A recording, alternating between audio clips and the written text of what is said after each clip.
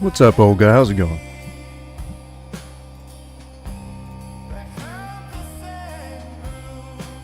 What's going on?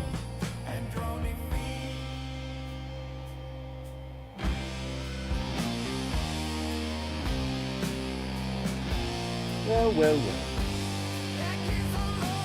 Well, well, well. Well, well? What's up? Hey guys, we're here. Hi. Welcome. Welcome, welcome, welcome.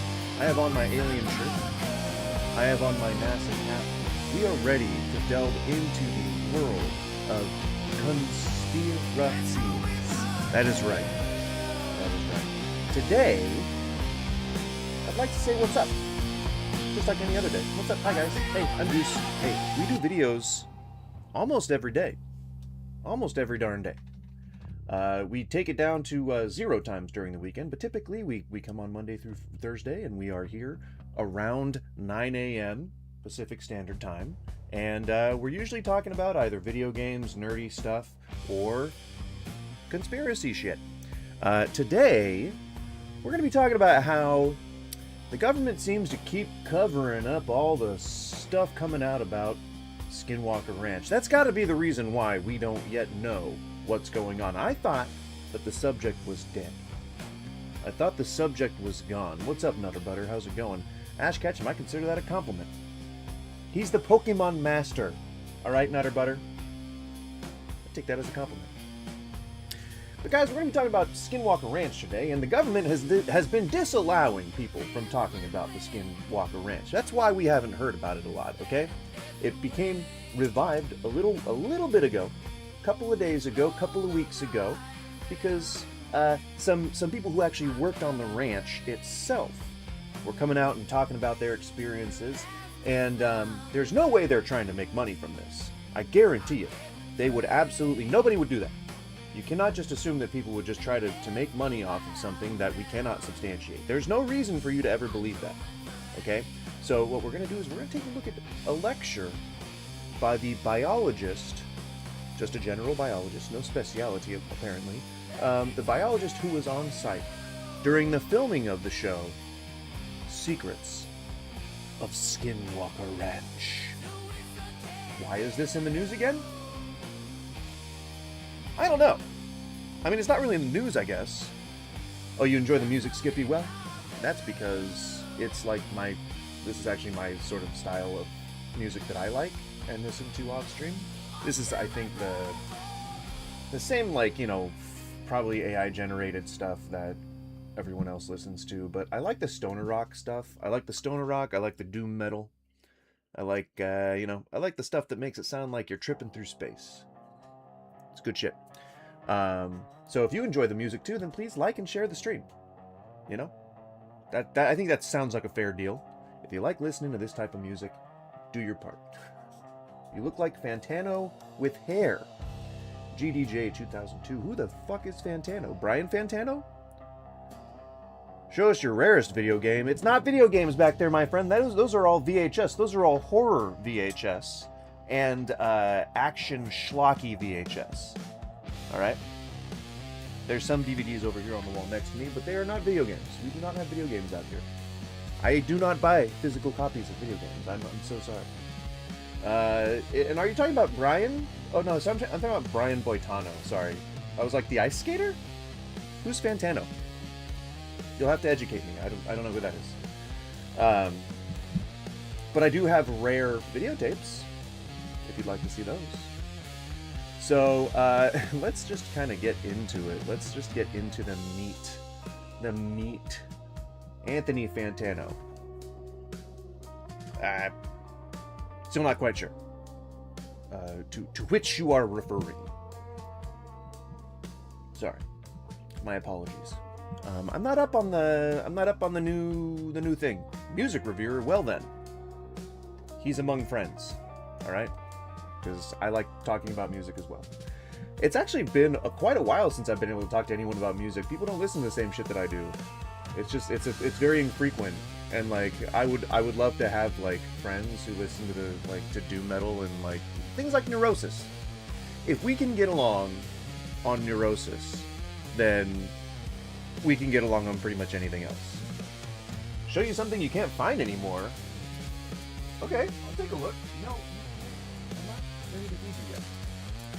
All right, hang on. Let me see. Let me see what we got. Stop it. Oh, let's see. How about oh geez, my chair wandered. Sorry everybody, my chair wandered. You know what NASA really stands for? Need another 7 astronauts. Hilarious. But no, Skippy, honestly, I think this was probably made by somebody, but it's just like mass produced. It's not, they're just jamming for like 3 hours at a time. Making like, generic stoner rock, yeah, do you like a spoon on your spaghetti salad? Like fish, you know, like that kind of stuff. Oh, let's see, I mean, I don't think that this is unable to be found anymore, but this is a particular favorite. SFW. I know you can find this on like DVD and Blu-ray. Like, I'm sure it's been re-released at least a number of times. But it's a good one. It's a good one. I'll read you the back of the box while I am holding up the display so you can actually see it. Alright, so, let's see. Cliff Spab. Interesting last name. Cliff Spab and his pal were just dropping by the Fun Stop convenience store to pick up their daily supply of junk food and beer, but what they got was 36 days and nights in hell. A group of terrorists take over the store, set up TV cameras, and hold the country's airwaves ransom with the threat that if the coverage stops, people die. Every second of the experience is broadcast coast to coast. Spab and his fellow hostages become overnight celebrities. Charismatic Spab becomes a hero, a megastar of TV culture everywhere. With this much tension in the air and on the airwaves, someone's gonna snap. Will it be Spab? Will it be the terrorists? There's only one thing for sure. It'll take a lot of attitude to survive. And if there's one thing Spab's got, it's attitude. So that's Stephen Dorff. If you're not familiar with the man himself, Stephen Dorff. It's not really focusing very well. But he played Dorian on Blade, and this soundtrack, I don't know if you can see that, but this soundtrack includes Suicidal Tendencies, Monster Magnet, and more, and Soundgarden and Hole. I mean, this is a very good movie. I would highly recommend that people watch this movie. If you Swimming Pumpkin, yes, that's right, that is the bad guy from the first Blade movie. You are correct. You know, Guillermo del Toro directed the second one. Isn't that crazy? I mean, yeah, if you like taking tours through people's VHS shelves, I've been kind of trying to hold this back as like an incentive to get more subscribers. I'm happy to show more of these, but I would love to do like a whole series of videos, or I'd love to do a whole like live stream where I show off like just a selection of different entries in here. So yeah, keep coming back and bring more people, and eventually when we get to, I think 500 is sort of where I've put that threshold. If we hit 500 subscribers, because that's what I need in order to monetize my channel, is 500 subscribers, and then I need to hit like 1,500 hours, 1,700 hours of watch time, which in a year. I don't know how the fuck I'm gonna do that. I barely get like 10 views on my videos. I don't know how that's gonna happen.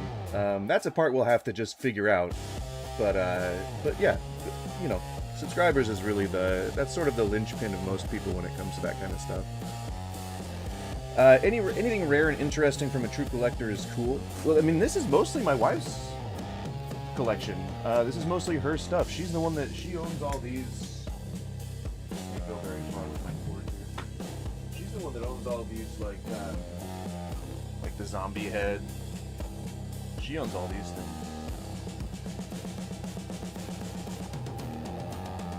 Little haunted house thing there. And then we have this, I don't know if you noticed, but one of the few remaining combo televisions in existence, and it works. It does work. You can get television on it, and you can put a VCR or a VHS in there. You never would have guessed.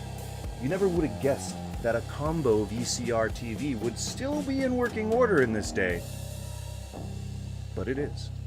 All right, let's get into the meat of today's little production. Your hole will always be my goal, Goose. Okay, I'm not sure what... Thank you, Skippy. I appreciate the compliment, I suppose. So we're going to talk about, again, Skinwalker Ranch today. We talked yesterday about it a little bit. We took the whole stream. We took the whole stream to talk about it yesterday. I didn't think it was going to be 3 hours of material there, but there's 3 hours of material there, okay? Whoa, mama, very yandere. Oh, these retro TVs, I need... Yandere? Yandere? Isn't that like a really possessive girlfriend? I need one for my N64. For your N64? You gotta put that shit on a big screen, man, so you can see all the delicious graphics of the N64. They're breaking. They're cutting edge. They are like crisp, almost photorealistic, if you squint your eyes hard enough. Till they're closed. But so I didn't think that we were gonna get 3 hours of material out of the biologist from Skinwalker Ranch, coming here and doing his thing, going on to a podcast and talking about how they kept trying to cover up his experiences. Every single thing he said had not made it onto the show, which is surprising to me. It's surprising to me mostly because just thinking about Helmet, yes, that is actually what we're gonna do. At 500 subs, I'm actually already scripting and recording videos for this to post on the channel just as video uploads. But I'm thinking of doing a live stream where I record just a bunch of these, or not record, review a bunch of these, because I've seen most of these. My wife, like, she has her own channel where she posts clips of all these movies and puts them on like Instagram and TikTok and stuff like that. She's got like 40,000 subscribers. Like she's internet popular, and I'm just right here in my own little domain here. But she is like, she's got clout, and so she actually posts clips of all of these, and I get to watch them when she's watching them. But I would love Scary Movie GF very Yandere. Why do you keep saying, isn't that I'm pretty sure that's like a saucy term, right? Used in those circles. But yeah, no, I'd love to do a whole live stream where I just talk about these, do like a little tour of the shelves and like show off all the action figures and stuff.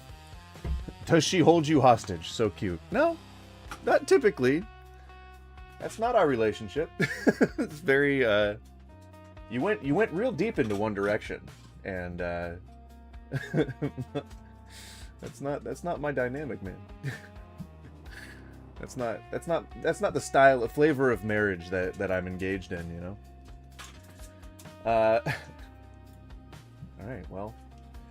So I've got this guy here, and yesterday he talked a lot about how he was the sort of resident biologist when they were filming. I think it was during 4 years that they were filming The Secrets of Skinwalker Ranch. And this is a program on history, and I believe probably in syndication on TLC, but it's sort of one of those like Ancient Aliens, The Hunt for Bigfoot kind of shows, mountain monsters, things like that. Aha, sorry, a man can dream. Yes, Braden, I appreciate your ambition. I think all of us at some point want a girl like that to hang out with, or boy, or whatever in between, you know.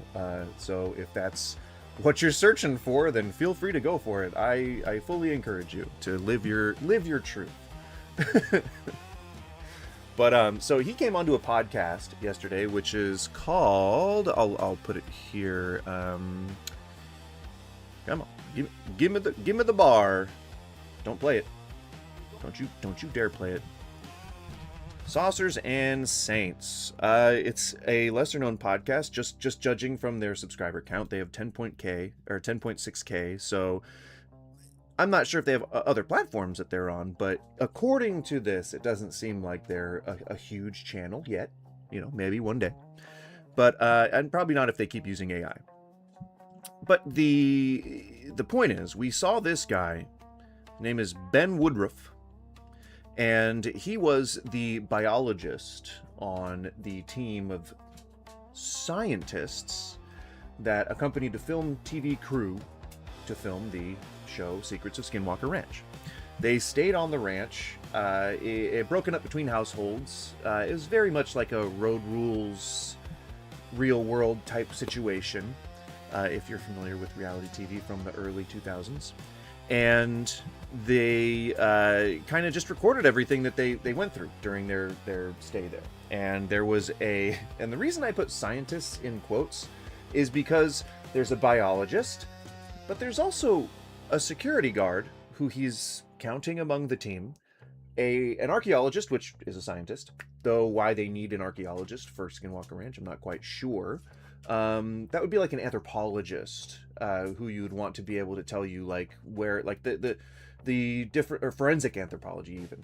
That'd be where you would talk about the, the Utes and the Cherokee and whatever this guy keeps talking about. He keeps saying that he's like part Cherokee, or that he speaks Cherokee or Navajo or some bullshit.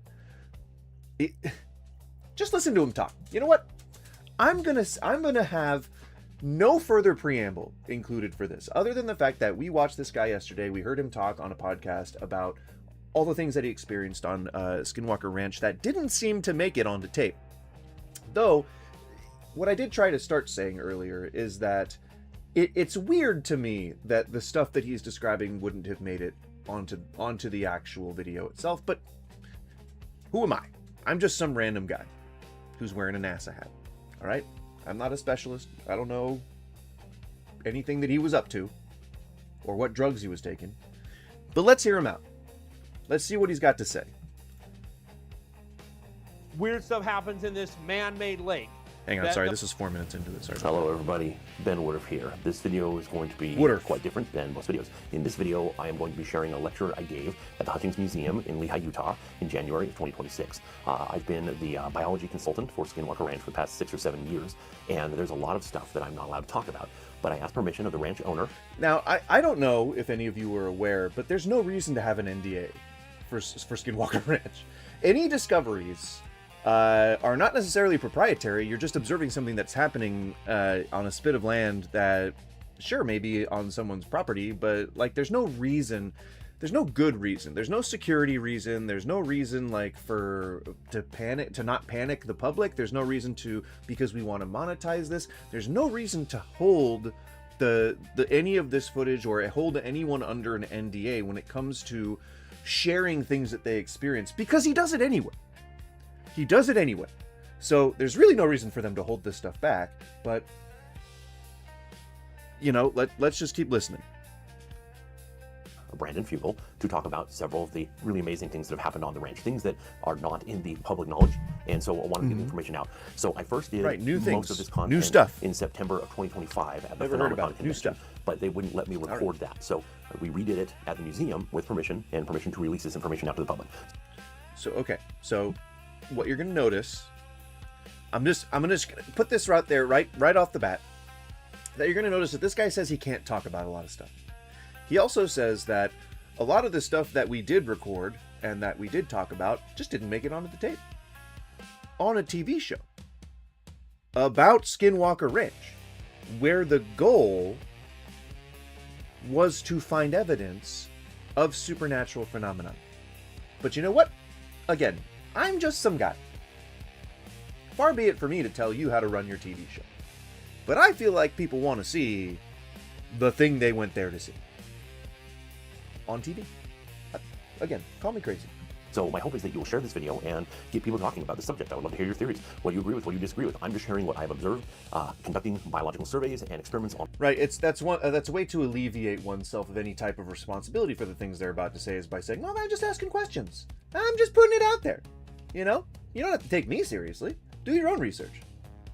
The ranch and take it as you will, but I hope you enjoy this, and I hope you learn a thing or two, and I hope we get a lot of these topics more prominently in the general discussion of the public. So we're gonna go ahead and watch this, and let me know your comments at the end, and if you haven't already, if you could hit subscribe, I very much appreciate it. And here we go, a lecture on Skinwalker Ranch. Without further ado, here we go, Ben. Okay. Pardon my burp. All right, thank you, everybody. We're going to cover a whole lot of stuff. So I've been the biology consultant biologist on the ranch for the past 6-7 years, which had nothing to do with the TV show, and there wasn't a TV show at all. Wrong. He was actually like on the team for the TV show, and he keeps saying that he wasn't involved with it.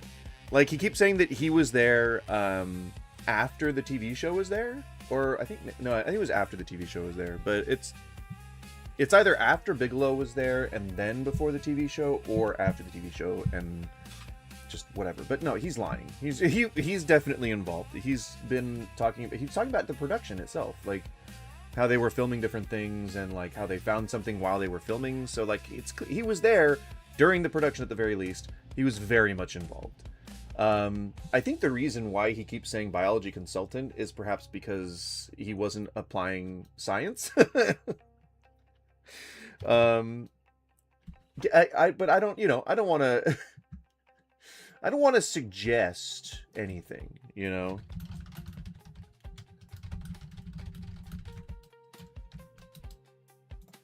Let's kind of do a zoom in here. We'll take a look. This is where Skinwalker Ranch is. Now, just so you know, it is sped up. I am sorry if they're talking too fast for you, but it's just a little bit sped up. I really just don't want to sit here for an hour and 23 minutes, because that means we're going to be commenting here for an hour and 23 minutes plus, and it's probably going to be on the much, much more plus side of things. So we'll get through it quickly, I think. It's on Earth. Wow, look at that. So, but Skinwalker Ranch is in the Uinta Basin. It's a whole spooky place, the whole valley. I wonder what kind of work he did in the field before he became a consultant. Was he a specialist in meerkat behavior or something before they hired him? What are his qualifications? Well, this is sort of the thing that we kind of always hit a wall against when we're trying to figure out whether someone's legitimate or not. They tend to say, oh, well, I'm a doctor. But they don't say what kind of doctor they are. They don't say what their experience is, where they specialize. Instead, typically, in other educational discussions, you would hear a person say, like, I am a doctor of psychology, I have a PhD in this and that, I've taught in this and that place, I went to this school, I got this degree, yada yada. They're way, way, way over willing to share their qualifications. Which, and I feel like that's most people who have attained that much prestige as being able to be a doctor of something.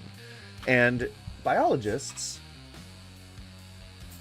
from my own understanding, are typically made up of people who have PhDs, who are specialists in their field and who do that stuff for a living. But that's where the blurry quality of a lot of these conspiracy theory guys come in, is that they get degrees and then they go and talk about the thing that they want to talk about. It's like, well, let me go get a 6-week degree in some easy thing to learn that sounds really legitimate and sounds really authoritative, and then I'll just kind of pretend that I'm an expert in it.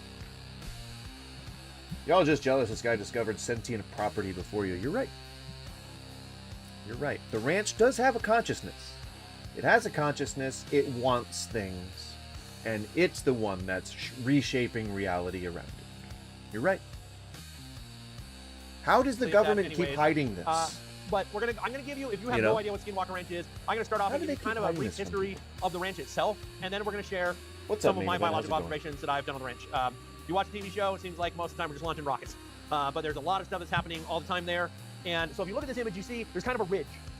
If you watch a TV show, it's good storytelling. This is really close to civilization, but it's also really remote at the same time. It's hard to... Feels weird that you would say that, knowing that it is a contradiction. It's right by the Native American reservation, Ute reservation there, but that ridge... But they're savages, right? So there's no way that would be called... that would be called, That would be called civilization. In any way, shape, or form.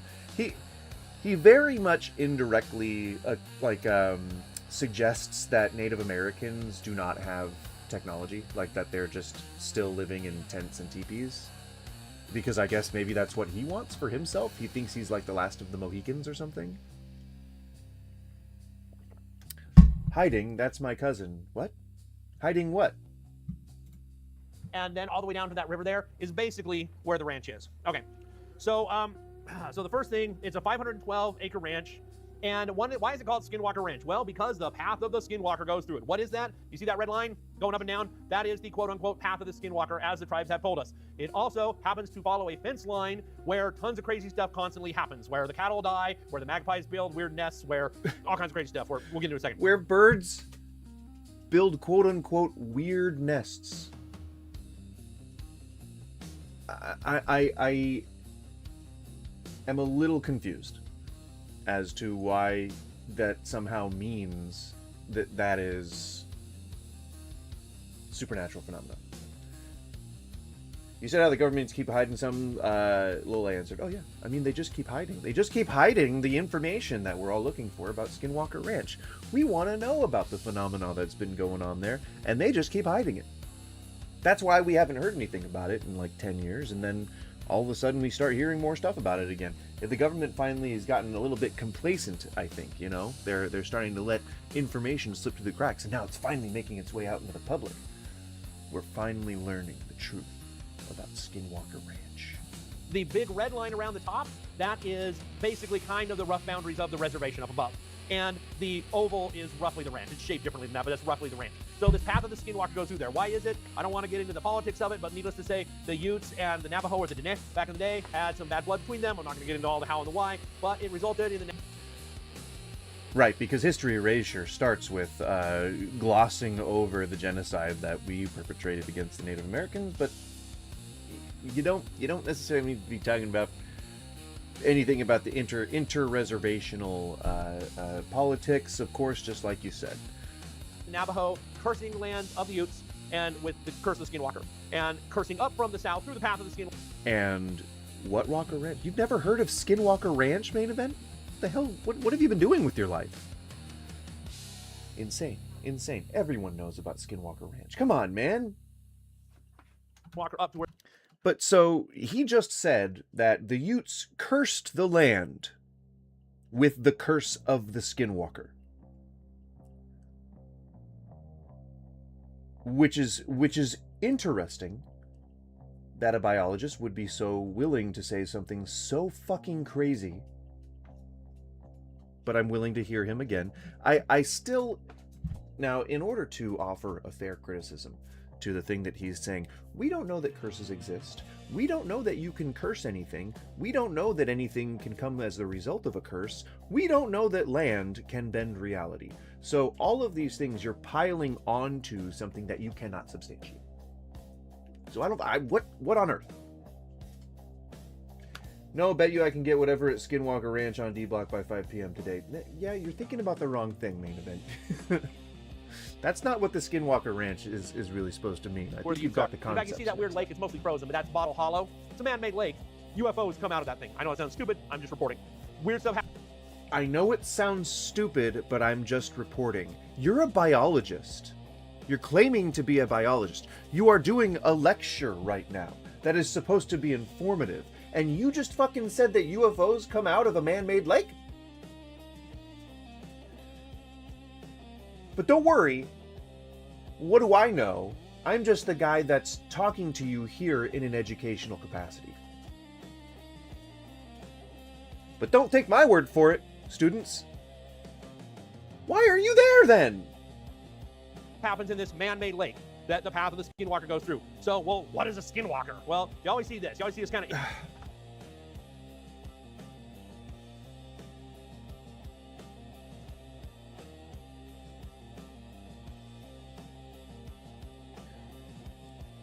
He's really going to go on about how skinwalkers are real. He's really going to do it. He's really going to talk about how skinwalkers are real. Just so you guys know, there's very little lore that has to do with actual skinwalkers on Skinwalker Ranch. The only element of the goings-on at Skinwalker Ranch that has anything to do with skinwalkers is that they are on the line.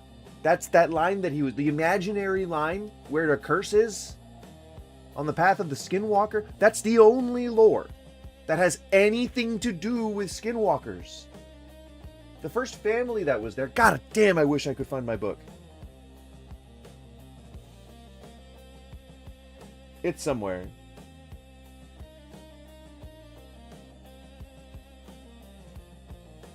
I may have left it in a car somewhere. I remember having the book and then wondering where it went. Anyway, I had a book about Skinwalker Ranch, and it was all about like the original family that lived there. It was the first account, the first couple accounts that they had of actually doing like stuff happening at Skinwalker Ranch.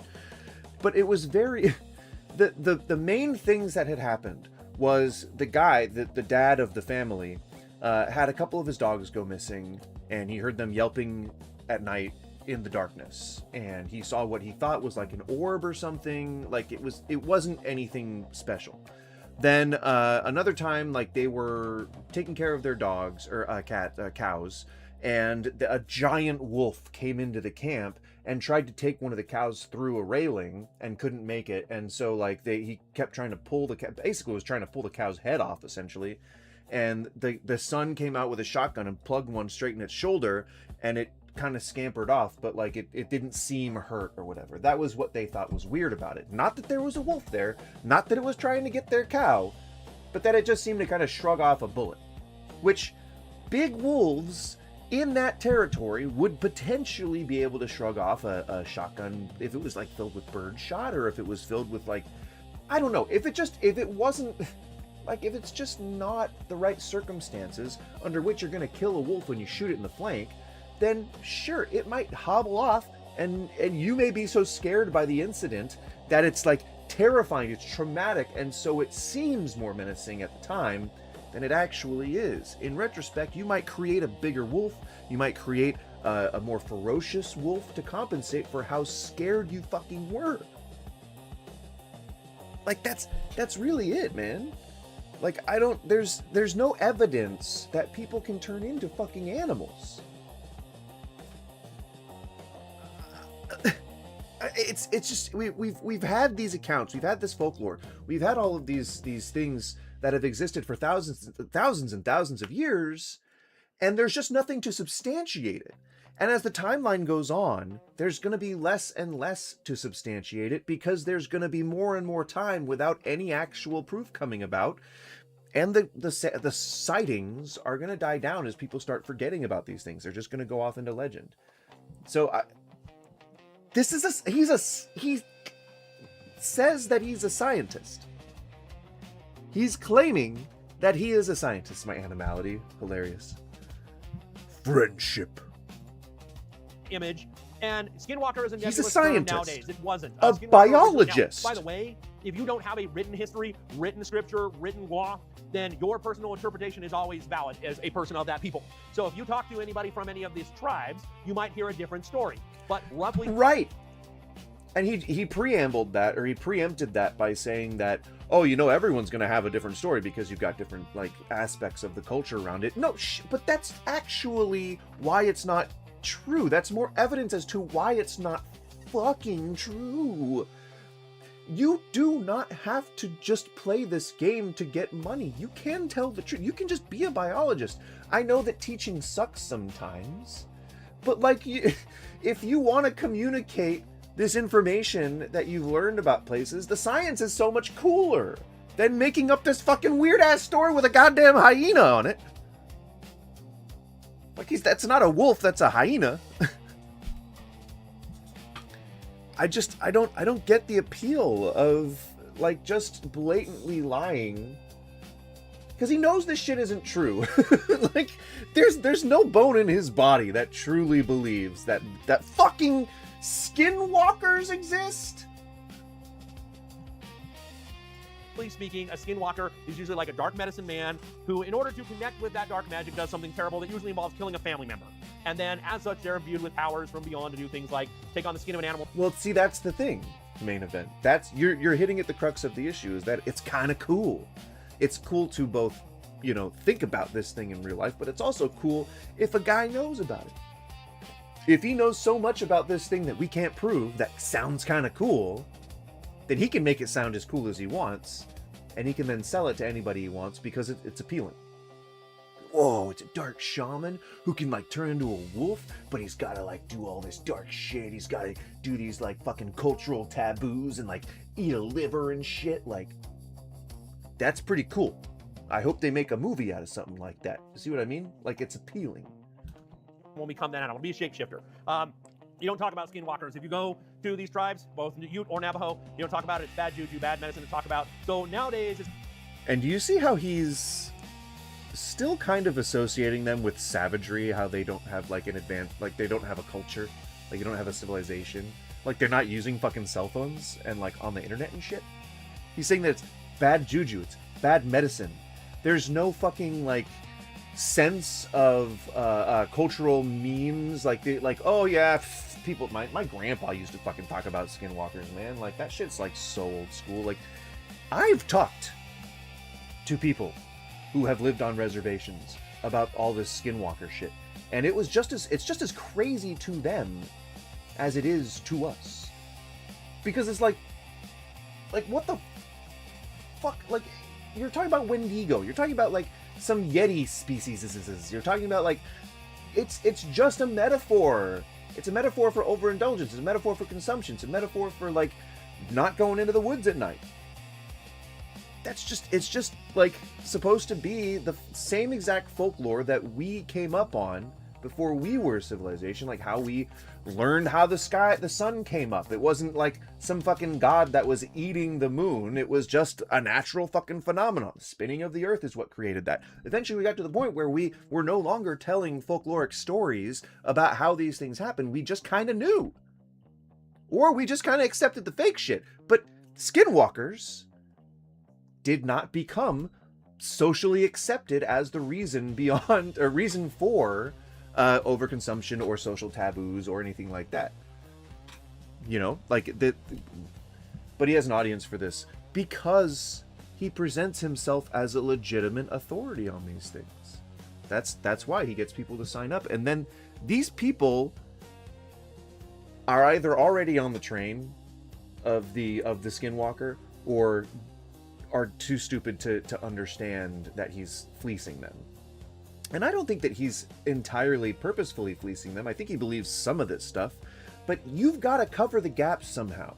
So you have to sit down and you have to think to yourself, especially as a fucking scientist, you have to think to yourself, how am I going to explain this? If I'm going to present this idea, which I can't back up, if I'm going to present these stories, which I cannot present any proof for, because I either didn't record these things that happened directly to me with a full fucking film crew around, or because just they didn't happen to incidentally get recorded by that fucking film crew that's around. And like, so he has to come up with a way to cover these gaps. So he cannot be completely unintentionally telling lies. There are some intentional lies that have to be included in that. There's just no way around that. I'm sorry, like, that's just not a thing. You have to lie at some point. It's kind of a nebulous term. Anything right that's back. kind of black magic, dark, paranormal, weird, creepy, Black booga magic, dark, is sort of given the term you. Skinwalker. But this is originally what it was. But again, the curse, because of things that were happening between the Utes and the Navajo cursed the Ute land with the pathless Skinwalker that runs through Skinwalker Ranch in a very specific place. Okay, we'll get to him in a second. So let's talk about your tax dollars here. Okay, so who owned the ranch? What is this ranch? Well, it has thousands of years of history. We have, and the season coming out now should have some of the archaeology. We have Ice Age people living there all the way up through modern days. There's petroglyphs on the ranch. There's archaeological digs. People have been there forever. And the tribes in the area in historic times all share that it's a spooky place. Weird, bad juju stuff happens there. So okay, we're going to dates here. In 1994, Terry and Gwen Sherman bought the ranch. They wanted it to be a cattle ranch. They were going to raise these big, giant, fancy cattle breeds. And they immediately started having happens like cattle mutilations, where you go out, you're tagging the cattle, and you turn around, and suddenly there's a cow that's dead, and it's eviscerated, and it's like surgically cut, missing bones. It's like, hold up, no, I'm sorry, no. Here. In 1994, Terry and Gwen Sherman happens. We have Ice Age. Hey, it's Robert Bigelow. Look at that. The guy from Bigelow Air. How'd he get into this lecture? This guy did everything he could to not mention him on that podcast. Probably some NDA issue, right? People living there all the way up through modern days. There's petroglyphs on the ranch. There's archaeological digs. People have been there forever. And the tribes in the area in historic times all share that it's a spooky place, weird, bad juju stuff. Weird, because in all the documentaries I've ever seen where they actually did like excavation of portions, he said they have evidence. Right, I'm about to address that, Helmet. Every single documentary I've ever seen that has anything to do with Skinwalker Ranch, and I've read plenty of books too, They all say that no significant archaeological discoveries had been made after excavating the site, and they did that numerous times. Every owner of the site thought, well, have we tried digging? Every single owner. Every single one. And they find nothing. Each time. Which is why I'm laughing so hard that they put a fucking archaeologist on the team for the Secrets of Skinwalker Ranch television show. What on earth? What on earth? And, like, I'm sure that he's going to claim up and down that they are finding new evidence through archaeological digs, but I find that also very hard to believe if they don't produce any evidence! Stuff happens there. So, okay, we're going to dates here. In 1994, Harry and Gwen Sherman bought the ranch. They wanted it to be a cattle ranch, and they were going to raise these big, giant, fancy... The Sherman family, that was the family that used a pseudonym when the original Skinwalker book came out. Cattle breeds. And they immediately started having happens like cattle mutilations, where you go out, you're tagging the cattle, and you turn around, and suddenly there's a cow that's dead, and it's eviscerated, and it's like surgically cut, missing bones. It's like, I was just like 2 minutes ago looking there. How did this happen? Where's the... I find that very hard to believe.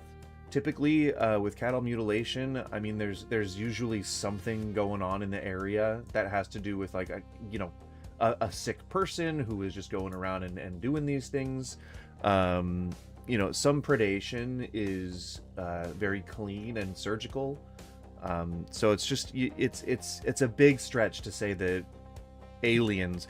That's the thing too, is that he's not really offering an explanation as to what these things might be, and yet just accepts that aliens come to visit the site very frequently. He's like, it might not be an issue to just have a UFO land and to have aliens come out and say hi. That wouldn't be news for us. What would be news for us is figuring out how these animals don't decompose. That's really the mystery. We see aliens all the damn time, all right? It's really about the animals that aren't decomposing. Or why are these magpies making weird nests? Because he's got to sound like a biologist, right? He would be too non-credible if he was to just come right out and be excited about the aliens coming to visit. No, he's got to keep his nose to the grindstone. He's an empiricist, all right? He believes the things that he sees, but you know what? We got to dig a little deeper, and we got to figure out the why, all right? Buy my book. Blood.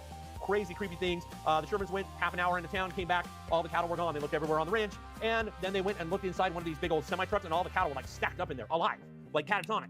And they brought the sheriffs out, and they opened up, and the cattle, came like, how did you range up all of our cattle and get them to go stack up in?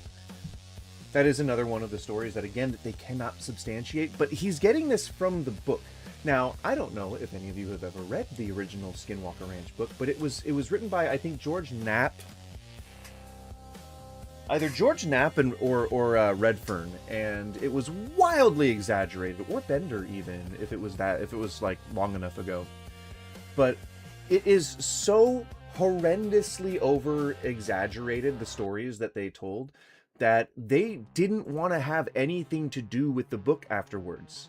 They were like, okay, you've turned this from what seems like a pretty educational thing about some weird goings on at a cattle ranch into some extra dimensional shit, into like some Skinwalker shit.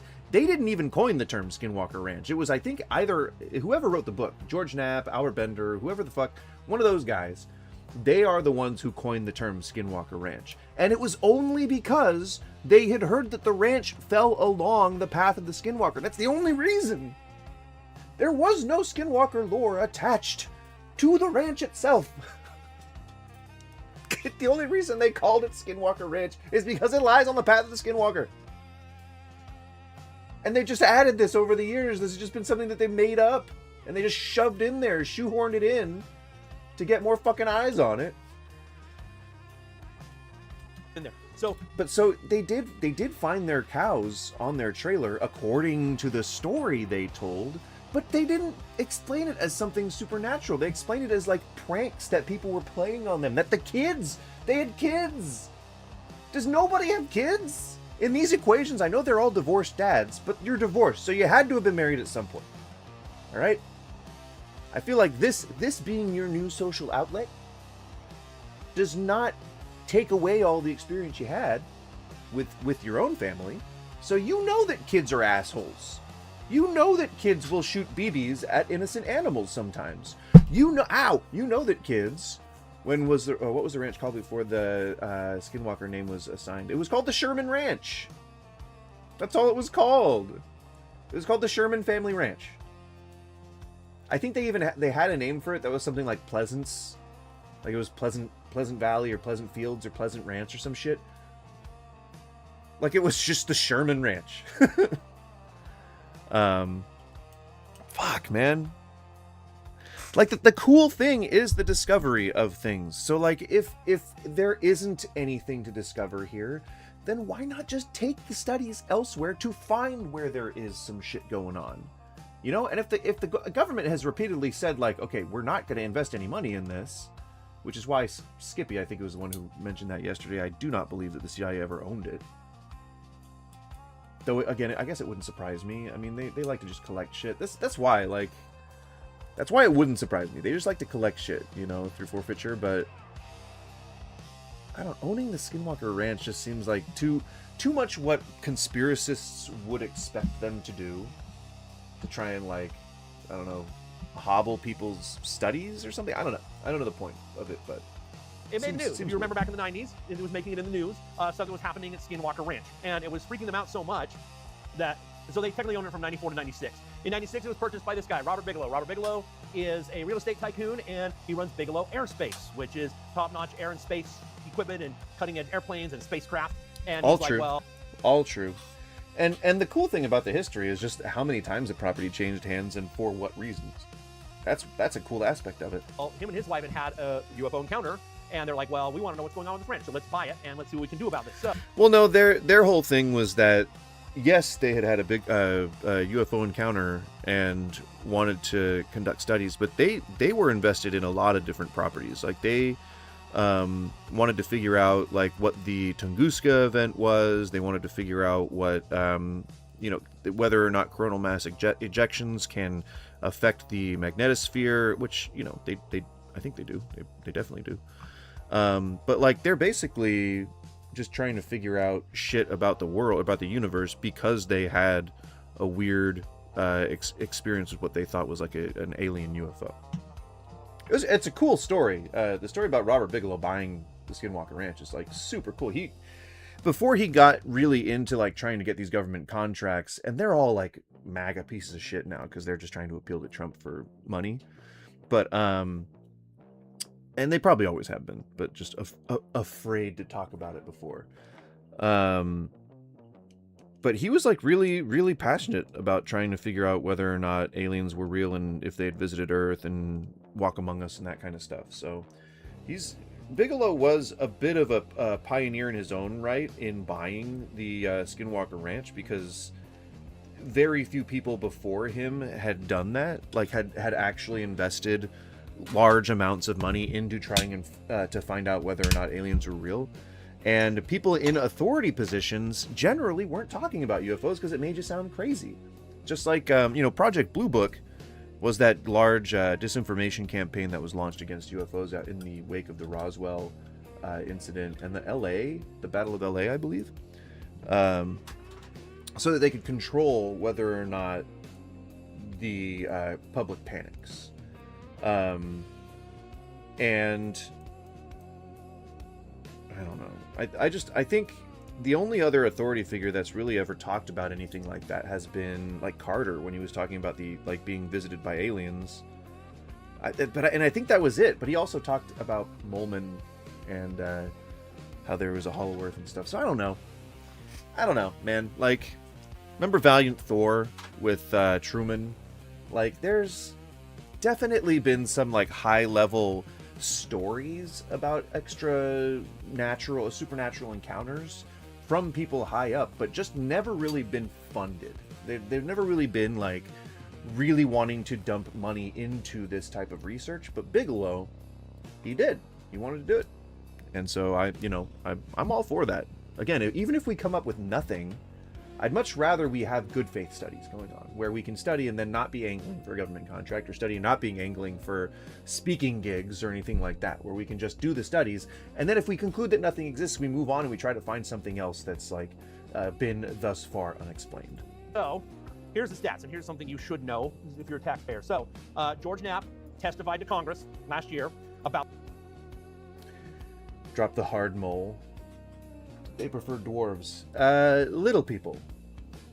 This fact. So, there is a government organization called OSAP, which stands that for would the mean that I'm Advanced associating Aerospace them with Weapons that. System. No, I'm not. It's not. It's because before we used to know little people as dwarves, and then they wanted to be called little people, and then you said dwarves, and so I connected them with that. The social taboo, not the actual like stature of the people. Oh my god, just digging myself a hole, aren't I? Ugh. Systems Applications Program. You just can't win Government, these right? days. It was run by Dr. James Lukatsky and Robert Bigelow, his friends. He's a government contractor. He's making planes for the government, and he said, "Hey, this is to Congress. You can look in these congressional records. He testified that, well, hi Congress, Lockheed hello, supposedly had some retrieved non-human technology, some UFOs or something like that had just been sitting on since the 50s and had done nothing with it. He was aware of it, and he said, hey, we want to take a crack at it. We want Bigelow Aerospace to take a crack at seeing what we can do with this material. So we're a government." That sounds like conjecture to me. I don't think there's... When were you privy to this conversation? Because I don't think you've ever interacted with Bigelow. So, what? Is this... You're just assuming that this is what they wanted? Because I haven't read that. Government contractor, I'm going to start a new subcontract. Because they did that in 2017, 2018, where they did the big UAP reveal, where Dave Gorsh was in the... testifying in front of Congress. NIDS, the National Institute for Discovery Science, and we would like you to donate $22 million to let us take this stuff from Lockheed and study it ourselves for the sake of the government. The government said yes. Senator Harry Reid, Senator Daniel Inouye, and Senator Ted Stevens said yes, $22 million. There you go. And it was all, and now $5 million of that was supposed to go to steady Skinwalker Ranch. All the rest was supposed to be reverse engineering this stuff. It went up the ladder, approved. They were starting to build this laboratory at Bigelow Aerospace to be able to research this stuff. And again, this is on congressional record. You can go, you're a taxpayer, look it up yourself. You can see this, testifying to Congress about this. So at the very tail end, all this is true. None of this is stuff that he's making. Head government people who are off the record in their names said, nope, not doing this. So instead... That part is not true. It fell through because of Bigelow, because he wanted more and more freedoms. Like, he wanted them... Like, he wanted government contracts. He wanted to exclusively prepare weapons of mass destruction for the American government. He didn't want necessarily to figure out if anything was happening at Skinwalker Ranch. And that's kind of in retrospect. Like, at the time, it seemed like he was really invested in it. But the second they said no, he sold the property and, like, went the fuck away. Like, he didn't really do much after that. He was like, okay, fine, I guess my goose is cooked. Go fuck yourself.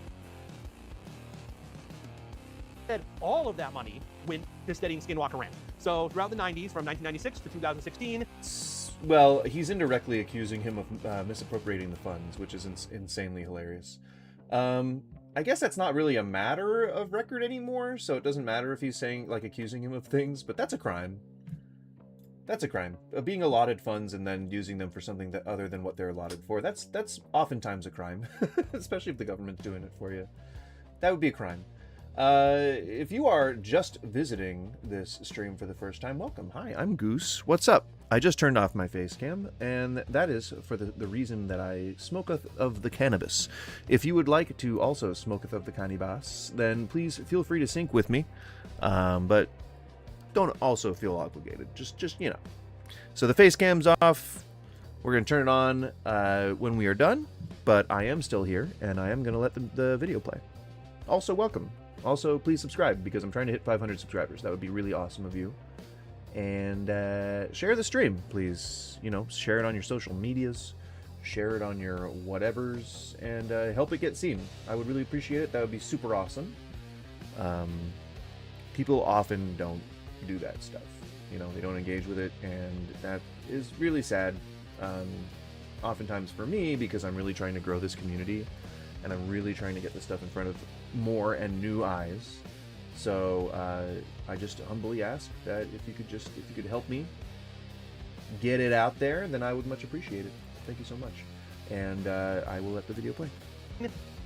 Senator Harry Reid got Skinwalker Ranch funded. So your taxpayer dollars were going to our Look at that government fucking researching what happens on the ranch. We don't know Look at all his that face. happened. Very little of that has come out. Well, in our time, in 2016. All right, we're going in 3, 2, 1. Cheers. Smoke them if you got them. Person. You don't want to be a skeptic. A skeptic is no different than a believer. If you're a believer, then you're never going to question anything. If you're a skeptic, you're never going to believe anything. Be skeptical. Be believing. Don't be a skeptic. Don't be a believer. Be someone who is believing. Be someone who is skeptical and always opening to hearing and learning more. He was skeptical. He bought the ranch and he's like, I can get this figured out. I'll put good teams on this. We'll figure this out in no time. It's probably a bunch of crocks, a bunch of hooey. And it wasn't. And he had his own experiences. He's like, wow. So he started bringing people onto the ranch, different experts for different fields, people he trusted. And Brandon is a big, huge fan of this museum.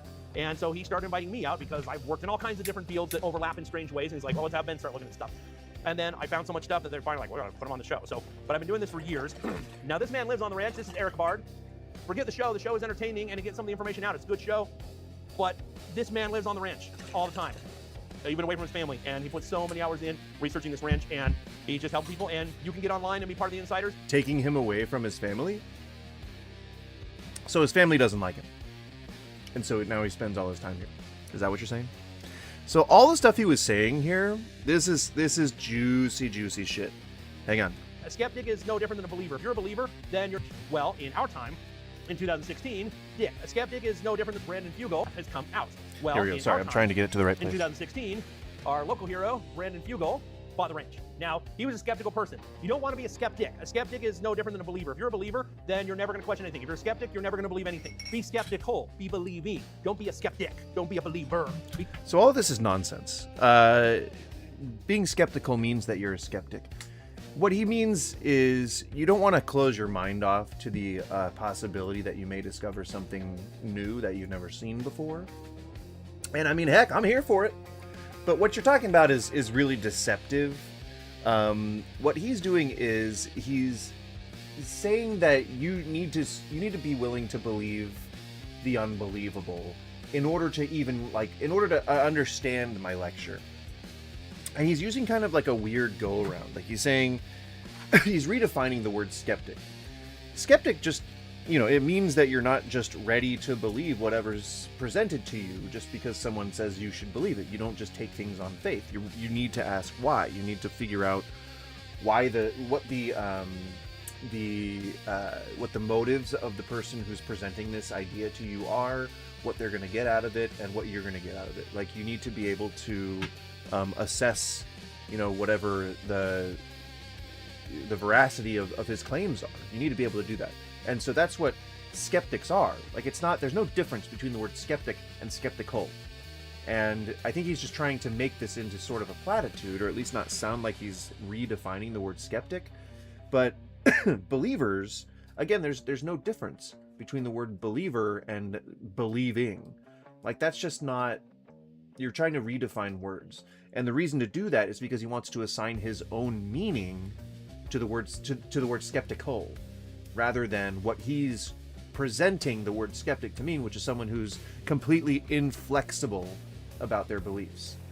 That's not what a skeptic is. A skeptic is just a person who is trying to who doesn't necessarily believe a thing as presented, and they are willing to get to the bottom of it to find out if that's the truth or not, but they're not outrightly dismissing whatever it is that's being presented to them. They want proof, they want veracity. And what he's trying to say is that sometimes you need to just believe, you need to just have an open mind. And what a lot of people don't understand, like a lot of these zealots, a lot of the closed-minded people, like religious people, for instance, I hate that I keep coming back to that, but Christians are just so involved in Christianity that they don't realize that it's a cult. And that the difference between a cult is just, what is it? Crowd size, I think was like number of believers or whatever. Someone said it a lot cooler than I did, but it's easy to go to religion when you're talking about that kind of stuff. And then I forgot what I was talking about.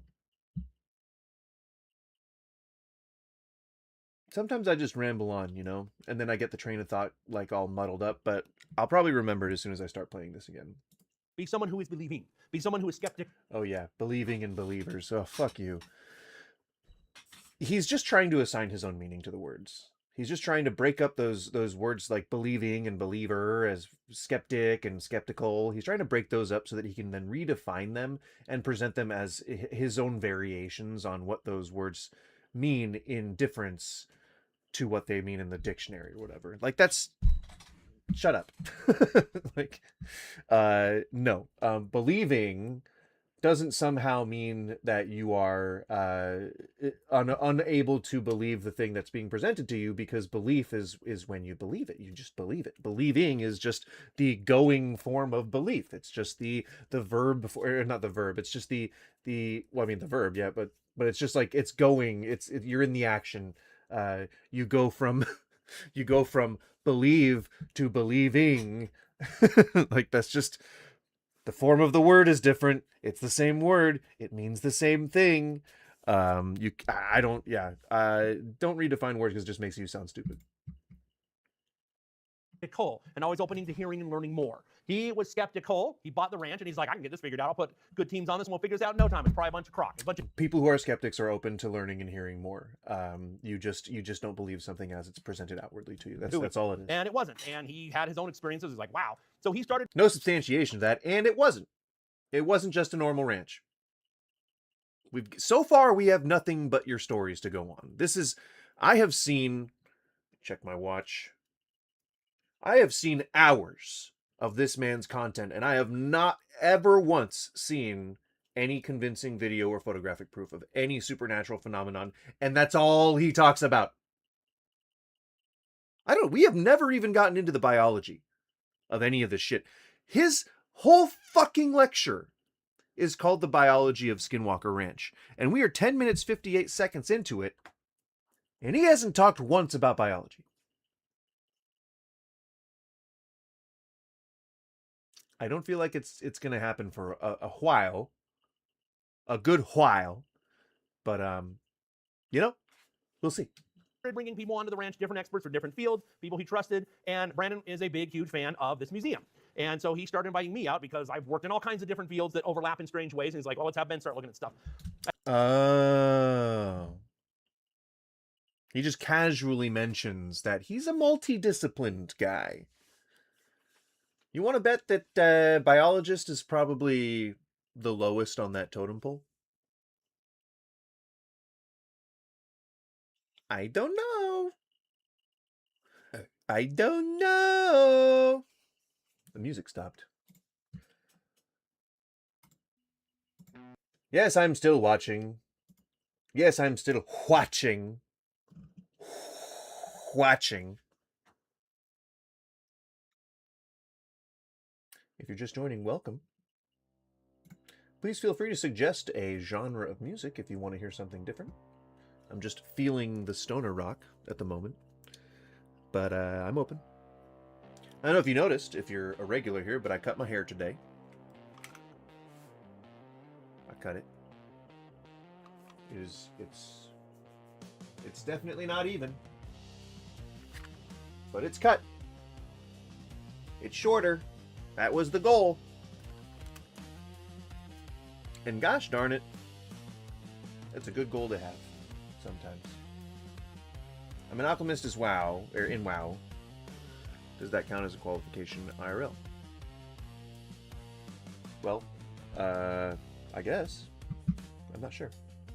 And then I found so much stuff that they're finally like, we're going to put him on the show. So, but I've been doing this for years. Now this man lives... I found so much stuff, and they're like, we got to put it on the show. Yet he hasn't presented anything. On the ranch, this is Eric Bard. Forget the show. The show is entertaining, and to get some of the information out, it's a good show. But this man lives on the ranch all the time.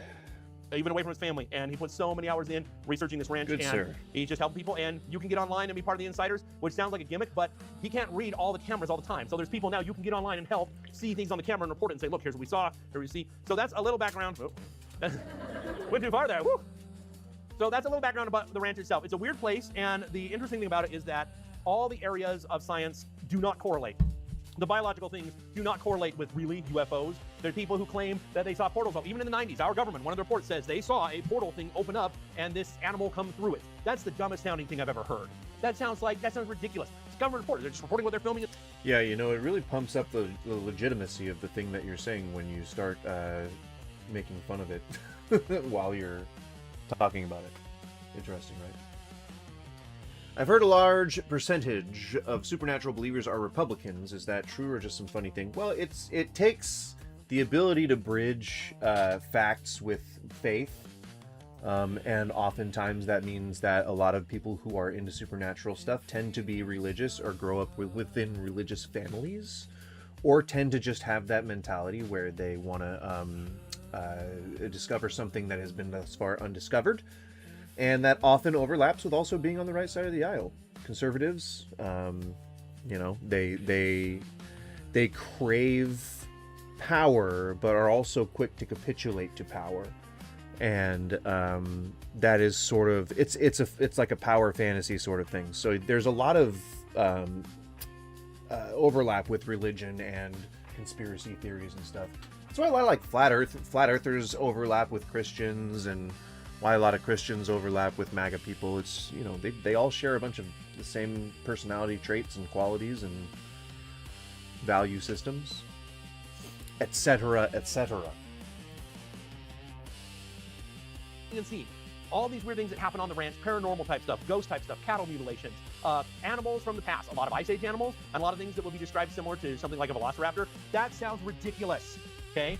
And it'd be great if in any of those decades that followed the sale and purchase of the land, that anyone had gotten any video at any point. You know, the high-tech aerospace division probably should have gotten some videotape at some point of something weird happening. Maybe the entire commissions led by the government that were actually hired to study these things, maybe they should have gotten some video at some point. Maybe the television show that was filmed there with professional film equipment maybe should have gotten some video of some of the supernatural shit that went on there.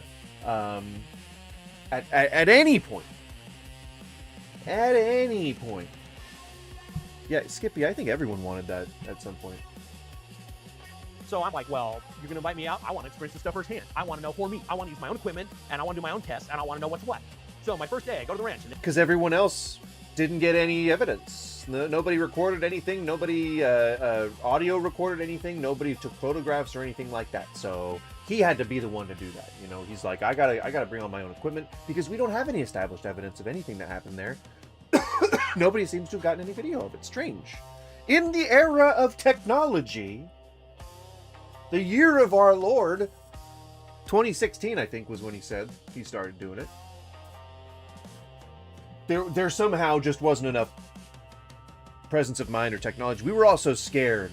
We were all so in shock and awe of the majesty of what was happening before us. It was like, you know, it was like a divine religious experience. There by the front gate, there's a dead rabbit. Now, dead stuff teaches bones, skeletons, bodies, biology. And yes, it's a photo and not a time-lapse video, because you can't see that I'm lying about the lack of decomposition. And I'm going to make sure to put a bunch of qualifiers in so that you don't present mummification, desert mummification, as a possible solution to why they didn't decompose. I already know that. And so I've crafted the perfect argument against it. Don't fucking come at me, liberal, woke scum. Follow certain rules. When you die, your gastrointestinal bacteria go like, oh no, they're not eating more food for us to consume in the stomach. Well, let's start eating the stomach lining, and then you bloat. That's why things bloat. This thing did not bloat. 3 days, first day, second day, third day, fourth day. No flies, no scavengers, no ravens, no And, you know, we don't have the progression of that in video evidence or in photo evidence, so we just kind of have to believe what you're saying about that. Interesting. Very interesting. It's almost like he's just towing the line of credibility. He's just like fingering the thread, like just trying to be like, here's a photo. Now you believe me about everything else I said? But hold on, I've got to tell you about the photo. I know it doesn't look like much, but I swear that this thing didn't decompose. I don't have any evidence of that, but I have this photo of this rabbit, so you know that I'm probably telling the truth. There's at least a 60% chance that I'm telling the truth, that this photo is representative of what happened after the stuff in the photo. Just know that I am an expert.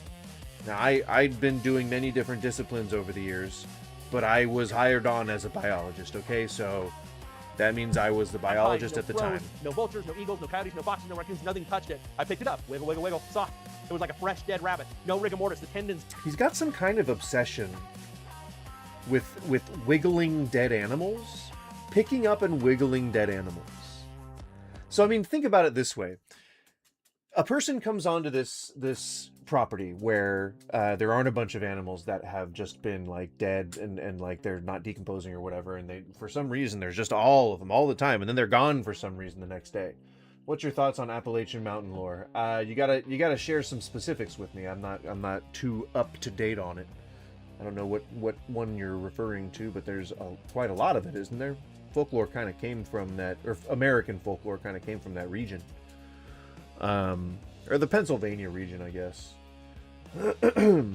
But so imagine that you're just a random guy coming onto a Skinwalker Ranch situation, and you know, the camp doesn't know you, nobody knows you. All of a sudden, after you show up with you know, your supplies, quote unquote. I'm saying this in a Dennis Reynolds type way. But so you're showing up with your supplies, and then all these animals start to drop dead around you somehow. And upon slicing one of them in half vertically, you find these metallic orbs. And when someone asks you what they are, you're like, oh shit, someone found my pellet. I mean, metallic bubbles that pop and leave no residue. That's why they're not there anymore.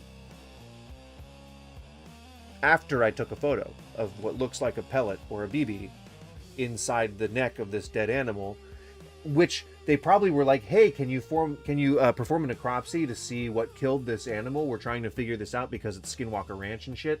And he's like, oh shit, I actually have to do real science right now. And they're like, yeah, we want to figure out what killed this rabbit. And he's like, oh fuck, I've got to take pictures of this shit too, and like they're gonna be watching me. And so he's like backed into a corner, and so he has to like take pictures, and in the pictures he's got to explain whatever the fuck we're looking at, which is clearly a pellet in the neck of an animal. And so he's like, they were these metallic bubbles. Like, oh, what happened to that? Why isn't it there anymore? Oh, they were like bubbles. They popped, but they left no residue. And so I just snapped these pictures real quick. And then, you know, maybe the animals stopped dropping dead around the camp because they've clearly suspected that something's going on. But, like, what? Stop being crazy, guys. They want food. They want to be fed.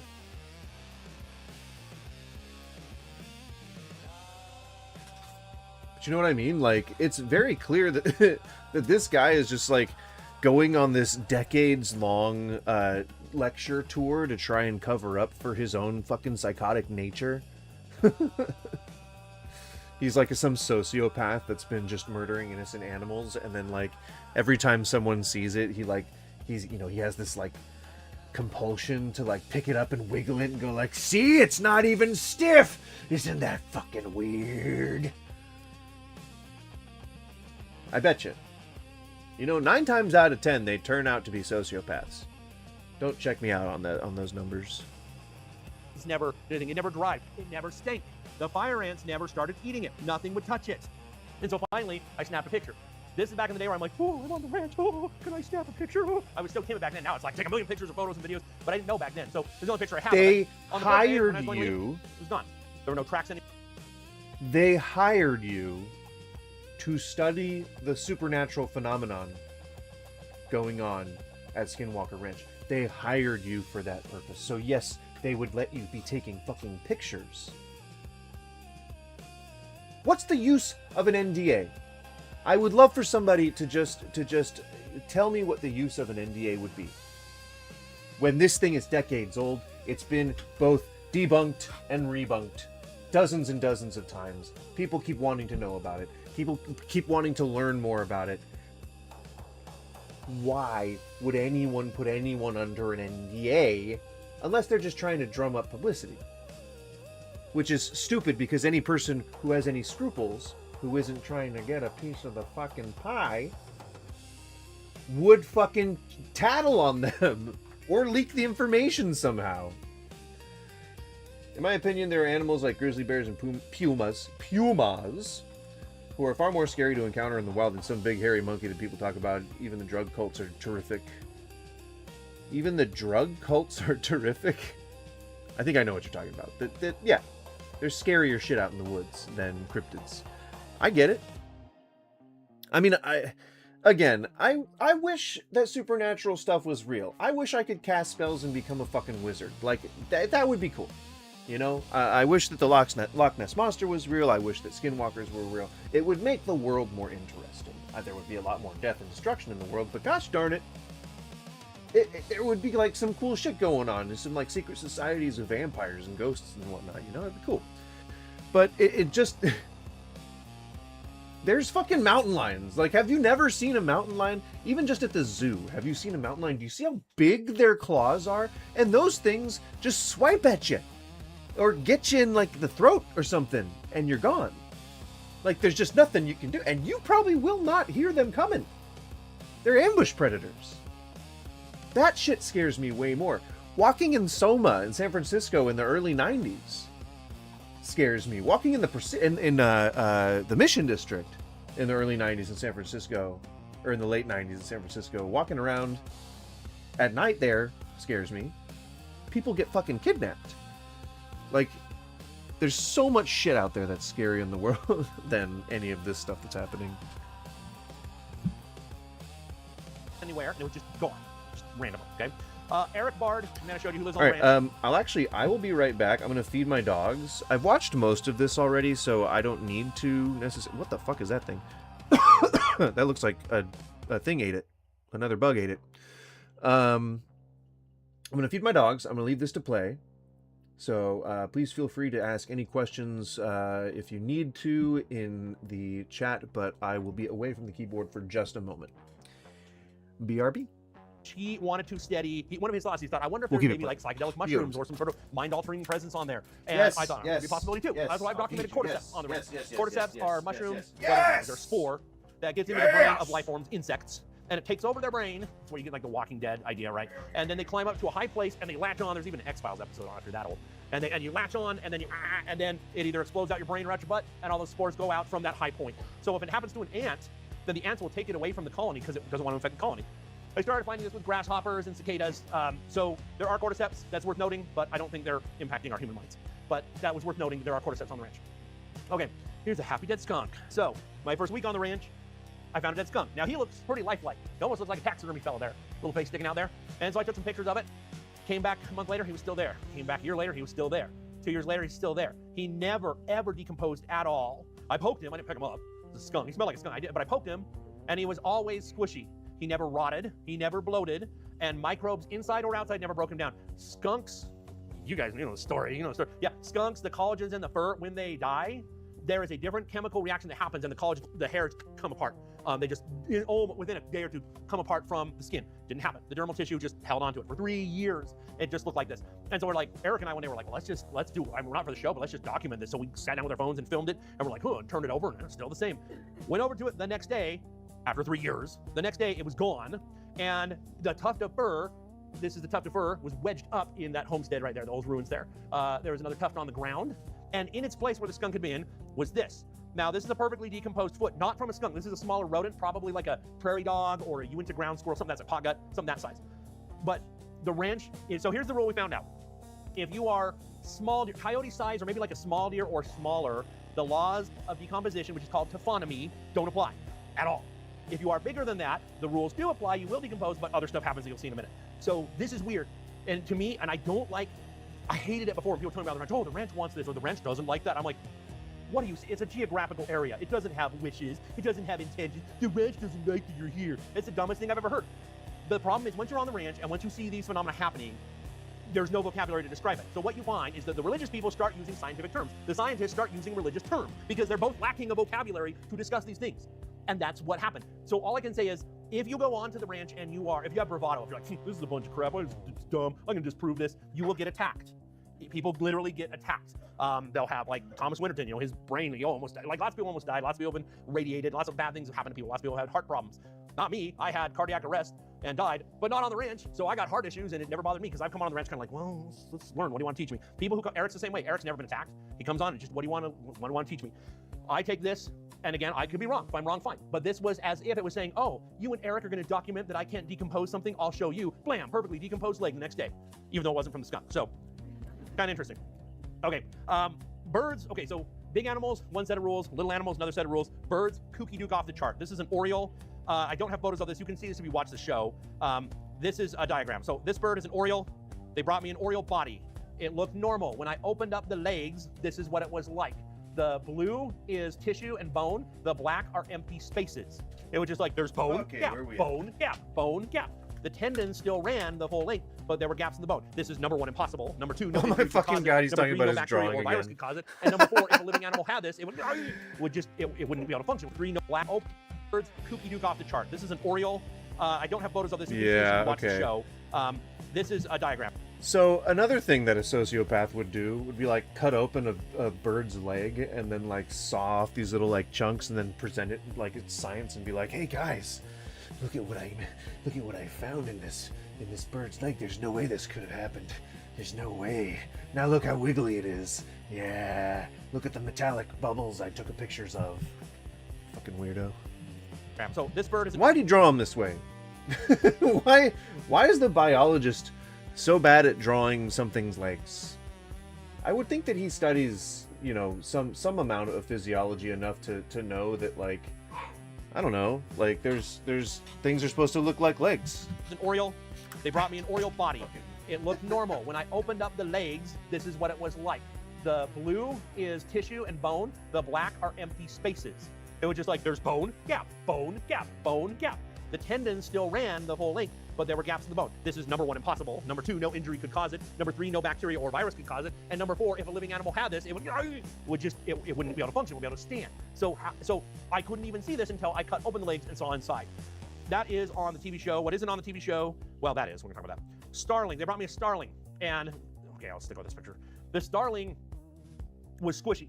Again, no decomposition, and it stayed squishy the whole time. Every time I go to the ranch, squishy, squishy. Which is like a doggy chew toy, totally squishy, no smell, no stink, no rigor mortis setting in. So we're like, well, that's cool. Every time I visit, document that again. Then I took it off the ranch, and it started to decompose once it was off the ranch. Now again, that's ridiculous.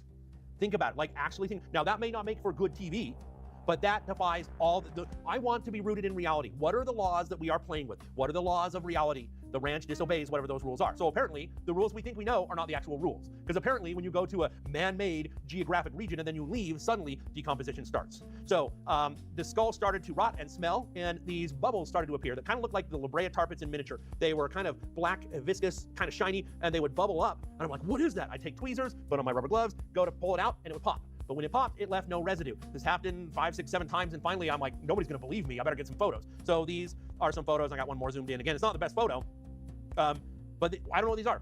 These don't correlate with any normal decomposition behavior of any microbes. So, but this is just something that happened. Now we also had screech owls. Then they brought me a dead screech owl. It was soft. When I opened it up, the keel bone was gone. Just think about Thanksgiving turkey. That big old, the breastbone, right? That was gone. The wishbone was gone. The femurs were gone. The bird was not opened up. There were just bones missing. That's ridiculous. That if you had a UFO fly over and aliens got out and said hi, tell me what laws of physics are being broken. Oh, because there are aliens. That's astounding, but it's not breaking any laws of physics. This is actually breaking the known laws of science. There's no laws against there being aliens out there visiting us. There's no laws against that, okay? This doesn't make sense. This is actually more profound to our existential understanding of reality. Okay, this one, I don't know why, but everybody should be talking about this all the time. I forgot about this. And at Phenomicon, somebody raised their hand and said, hey Ben, yeah? So why is it that nobody's talking about the fact in season 1, a UFO in broad daylight flies over a cow and then the cow buckles and dies underneath it? And I'm like, yeah, why aren't we talking about that all the time? Like, it's really weird. So here you go, look at that. Now, unfortunately, this is early cameras that they had on the ranch, but broad daylight, this UFO appears over this cow, and then on screen, the cow dies. When they went over to the cow to examine it, it was dead, and it had dangerous levels of radiation, enough to the point where if you watch the show, they're like, let's get out of here. They all have their little Geiger counter weird thingies, and the guy, it's not my field, and they all run off, and they come back later on, and it's back down to normal radiation levels. That also is impossible. If you ever had a medical treatment where you get radiated, you know everything you sit on or touch is also radiated. Radiation isn't transient. So this cow, and then the thing flew off. I'm gonna kill you, cow, and then flies away. Like, I don't know what that is. some unidentified thing, and it hovered over the cow. The cow buckled and died. Now here's what's really strange. The cow, so mammals, when we die, our tendons, when they dry, we curl forward. If you look at mummies that are natural, they curl forward. Birds and dinosaurs are the opposite. They go, right? We call it dinosaur death pose. This is what the cow did the dinosaur death pose. You look at that, that is not a normal position for me. And if you watch the show, that's not the position the cow was in. The cow died, and it did start to decompose, but post-decomposition, it did this wackadoodle shape. And again, this is in paleontology what we call the dinosaur death pose. So I don't believe that the cow had a skeletal and tendon structure like a dinosaur, but whatever happened, it responded in a way like a dinosaur did. So very, very strange. Okay, the dermestid beetles also, so dermestid beetles are incredible. You guys have a colony one right now. Dermestid beetles are a museum specimen provider best friend. Once the gooey stuff is gone, you're done to the dry stuff, you got jerky on your bone, dermestid beetles clean it, super nice, and then you just, kind of peroxide it off. They all, anywhere. You go put a chicken bone in your yard, within a week or two, you're gonna have dermestid beetles there. They'll take care of it. They come out of nowhere. They find it. No dermestid beetles touch this cow. I did a necropsy and gathered so many, there were weird little green beetles that I've never seen before, but there were no dermestids anywhere. I have never seen that happen. I don't know how it decomposed. This is 2 months after the cow died. They had me come out to check it out, so that was strange. Okay, the bone, that's on the show.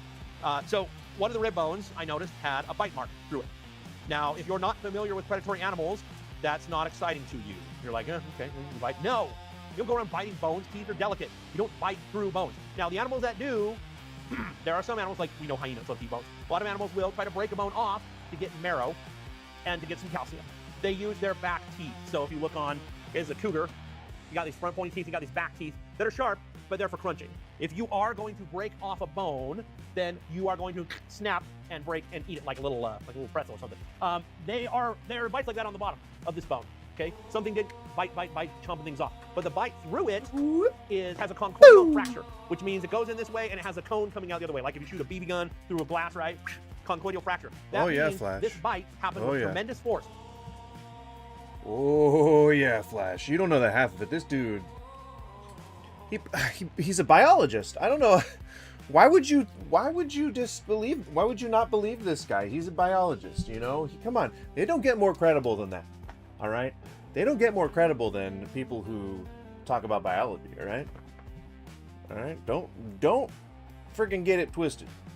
Don't get it twisted. Don't do it. It wasn't a crunch. It was a very powerful, quick, intense bite. And whatever did that is very unusual because that is not. Well, these what he's talking about now is like dire wolves. Not the way any of our local predators would handle a bone. As you can see, other things have like broken off chunks, but something bit all the way through. We don't have anything that has the power and the pointiness to do that. We have animals with a pointiness like a cougar, but they don't have the bite force to chomp through it. And we have things like a black bear that have the bite force to do it, but they have these round, posty teeth. They're not sharp. So I went back and I tested it, and that's that fucking necklace that he wears. I think is a bear tooth or a bear claw or something. I tested those measured it on all different kinds of animals that we have in the area. On black bears, on coyotes, on foxes, on things that things like pine martens, all these things. And the only is that normal? Like, would they just take the teeth from random animals and then try to put it in the hole and be like, oh, well, I guess it was that animal? I just don't feel like that's a real scientific thing. I don't think that's a thing. I'm just gonna muddle my words together. I'm just gonna go out on a limb and say that I don't believe that that's how biologists do that. And what kind of biologist are you? Like, what are you claiming to be? Because there's like all kinds of different disciplines contained under the umbrella of biology that would be useful in this case, but I don't think he's claiming to be any of those things. Like, he knows about animal bite patterns. He knows about archaeological shit. He knows about like the meteorology. Like, he knows about like how like pockmarked clouds happen and shit. Like, what the fuck are you? What are you? Cougar can easily crush bones. You should be try going near one to check it. Well, I don't wish death upon him, but a cougar could definitely crush bones. He ain't right. He ain't right. He ain't correct in any of this stuff. He ain't right. Skulls that matched up were a dire wolf, which is extinct. It's an Ice Age mega predator we had here. By the way, if you ever look at a skull, you have to imagine muscle and skin and tendon over. They're always way bigger. It's because he heard the story about the giant wolf in the Sherman Ranch, And he's trying to make that more credible by saying that, oh, well, you know, this thing that I found in modern day could have been a direwolf, just to lend credibility to the idea that there's a portal opening up that's letting prehistoric Ice Age animals through it and into the Sherman Ranch to then, what, disappear again or die or something? Than you're looking at. So a direwolf or a jaguar. Jaguar has the strongest bite force of any cat for its size. You see this line here? This is called the sagittal crest. The bigger this is, the stronger the bite force you have, because the muscles, the anchor that close your jaw, attach to that sagittal crest. So I said it when they recorded me. I'm like, the only things that match out of everything. So he's a zoologist and a pathologist and a forensic biologist. I don't know. He's got a lot of disciplines. He's got a lot of belts on. Wolf or jaguar, and actually it matches a jaguar better. And they didn't put that in the show. They just like, oh, direwolf, it sounds like a regular wolf, but dire. Ooh, that sounds exciting. We're gonna run with that. But who knows what it is? Who knows what it is? So you know, we were testing it and showing them. You should know what it is.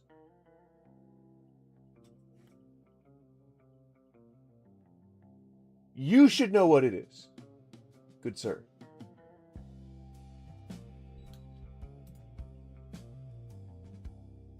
But this is a direwolf and a black bear. Now, these guys, interesting. A bear and a wolf, about the same size skull. So a bear can smell better, as you can see. But look at the sagittal crest on the wolf. The bear has a bigger brain, but the wolf has a triple or... What the fuck? What did you just say? Black bear. Now, these guys, interesting. A bear and a wolf, about the same size skull. So a bear can smell better, as you can see. But look at the sagittal crest on the wolf. The bear has a bigger brain, but the wolf has a triple or quadruple about an animal just by seeing its skull, whether it can smell better? Bigger sagittal crest, and that area is filled with the muscles that are closed. Because a big nose doesn't always mean good smelling. That's the kind of bite. Right? Like I guess that's more surface area, so you'd have more stuff contacting it, so that you would probably smell better. But I don't think size of nose makes for a better sniffer. I don't know. Feels like a biology thing that this guy should really just... I don't feel like I should just trust him. Because he's been talking about UFOs coming out of man-made lakes. So maybe he's telling the truth about some of this stuff. So not only does a black bear not have the pointy teeth, it doesn't have the bite force to pop a hole. If a black bear chomped through that rib bone, it would have just been crunched. It wouldn't be a nice pop like that. So as we're talking about stuff, I took teeth of black bears, coyotes, wolves. I didn't have a jaguar, but we took a bunch of different teeth, put them in a drill press, and just did a press test with an expansion to see what force can go through. We took a second rib. I don't feel like that's a scientific test. That you would just grab random teeth and then use a drill press, like hook it up to a drill press and like use that to then do a sample bite. I would feel like you might have some actual like technology that might exist that could reproduce something like this, where you wouldn't have to risk damaging other actual specimens, unless you just have like a bucket of teeth that you use for this. Like, oh, we got just some random teeth. You know, it's every different kind of animal. You can tell what kind it is because you're a biologist, right? Yeah, okay, that's fine. We're just gonna hook them up to the drill press. All right, we got this drill press. We don't actually have equipment to do this, but we're gonna hook it up to the drill press. You see if you can bite through the bone. You break the teeth, it's fine. We got more. It doesn't feel like a scientific test to me. It feels like something that a 12-year-old would assume that's what scientists do. Freezer in the back room. We took a second rib and said what compares through. All of them shattered, as you can see, when we did the test. All the teeth when they couldn't go through it. So dire wolves and gray wolves. Dire wolves are bigger. They're grossly exaggerated in the media. And there's like 1,000 different factors that would have gone into a bone being poked rather than being splintered, rather than being shattered. There's a bunch of different circumstances that may have taken place. It could have been post-mortem. It could have been ante-mortem. It could have been through like predation or scavenging, or it could have been while the animal was struggling, or it could have been, you're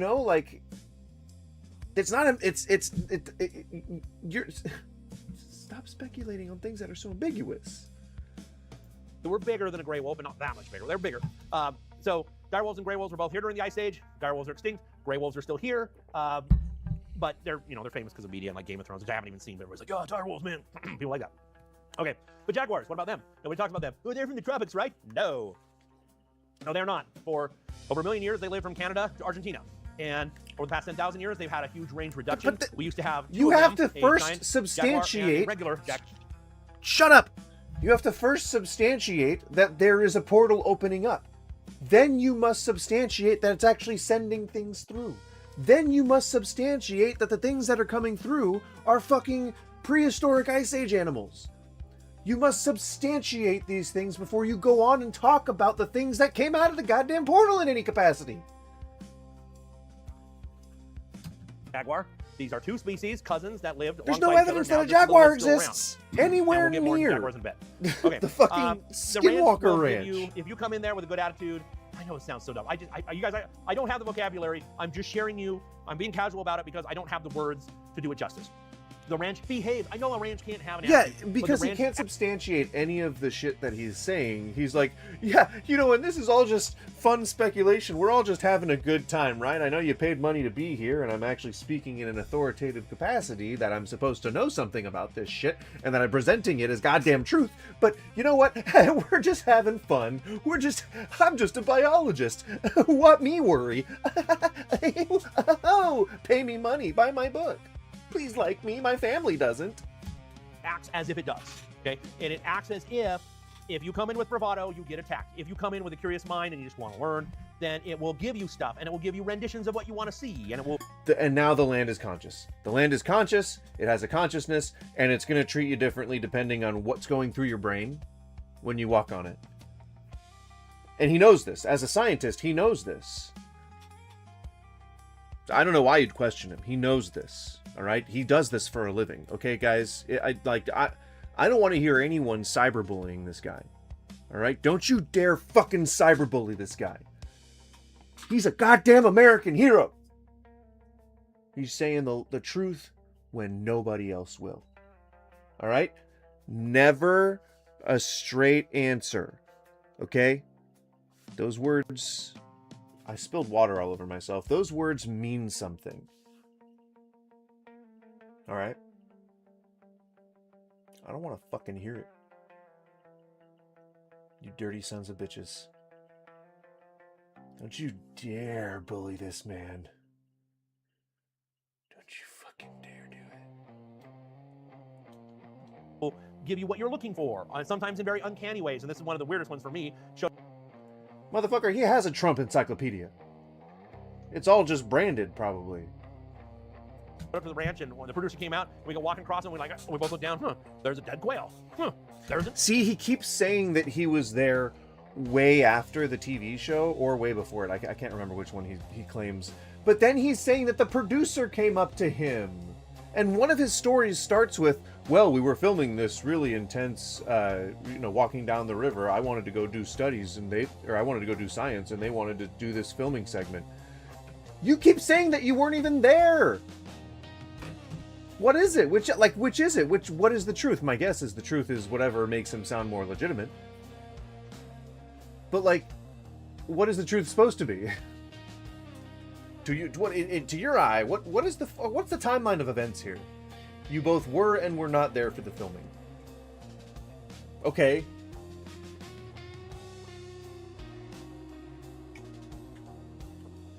I guess we shouldn't listen to you then, at all, whatever, whatsoever. It can't be consistent about some basic shit. One up, floppy, soft. This is a dead summer, and Caleb and Bragg both said, yeah, they weren't there in the night. We walked through here, and so somehow it happened right before I got there. Boom, boom, 2 dead quail. This is the male. This is the female. Or it might have been you just didn't notice some dead little animal hanging out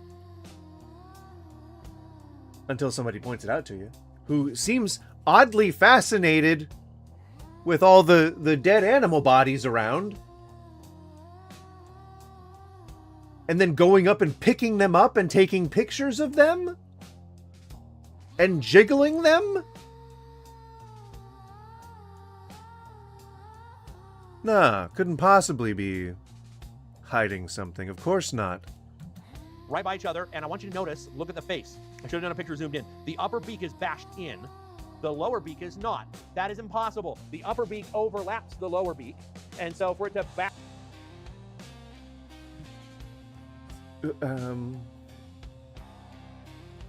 Let's just hear what he said one more time. I just want to make sure that I heard him correctly before I try to make fun of him. I want you to notice, look at the face. I should have done a picture zoomed in. Look at the face. I'm showing you a picture zoomed in. Okay? The upper beak is bashed in. The other beak is bashed in. All totally normal.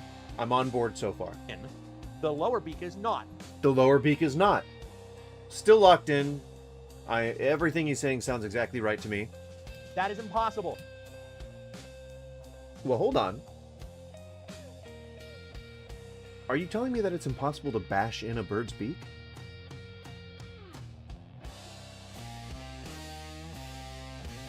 Sir, I think that actually sounds impossible. That someone could think that it's impossible to bash in a bird's beak. But let's hear your reasoning. The upper beak overlaps the lower beak. Traditionally, before it gets bashed in, sure. And so for it to bash in, it would bash in both. So for it to bash in, it would bash in both. Unless the bird had its mouth open, or unless it fell in a weird way that caused it to hit the top of its head, because the whole front of the head looks a little bashed in. So it's not, I would say outside of the realm of possibility that maybe it fell onto whatever this is, or wherever is around it, some piece of equipment, some kind of outcropping, even a rock that might have disfigured its face as it was falling from the fucking sky.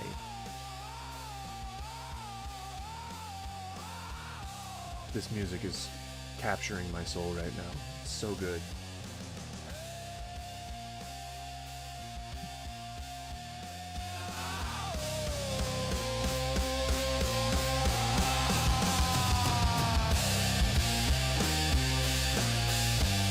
If you want to check it out, Sand Smoke.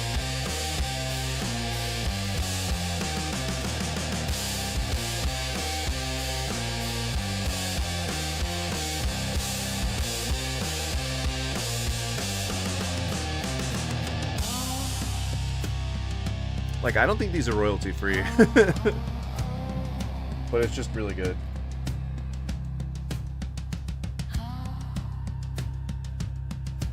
I like it. And I hope you like it too. All two of you that are here. The female, the same. We can see it. It's the same. Upper and lower beak. Lower mandible is out. The upper mandible is curled and jammed in. They're both dead. Neither one stank. Neither one rigor mortis dead. And I'm like, well, hey, let's do an experiment here. They're right here on the ground, right where we parked. We put a little ring of rocks around them. So, okay, nobody do anything. We're just gonna leave them here. They were 2 feet from a red fire ant hill. We're like, well, let's see what. If we're just following the timeline of events, he said that he just found them dead. He turned around. They said that they hadn't seen any dead animal bodies during the night. You turn around and then there's 2 dead quails right there.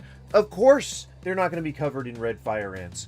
Of course, whatever else other bullshit you said. The upper mandible is curled and jammed in. They're both dead. Neither one stank. Of course, they wouldn't have started rotting yet. Birds don't just start rotting 2 seconds after they fall dead. It takes a long time. And especially if we're talking about birds, when we're talking about mummification, we're talking about the temperature dropping low enough to freeze something and freeze thaw, freeze thaw, freeze thaw. And it's keeping this corpse in a sort of a limbo that keeps it from necessarily being a good host, but also not necessarily a bad host. It still decoms, but it slows down way, way further than it should normally because of the rise and fall of temperature, especially out in the desert, in the Valley of the Headless Men. It's or the Ute Valley or whatever. It's very, very cold at night. Get down to 0 at night from any month with an in it. It just does that.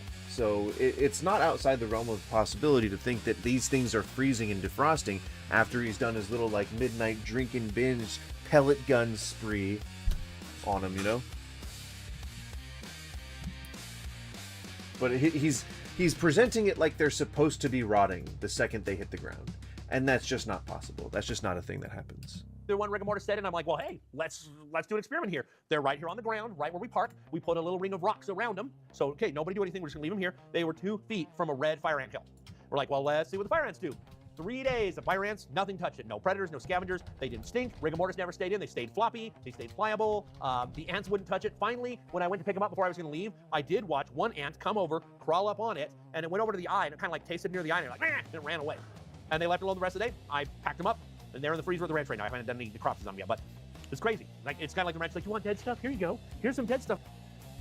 And so then he just, like, keeps these dead things in a freezer in his cabin?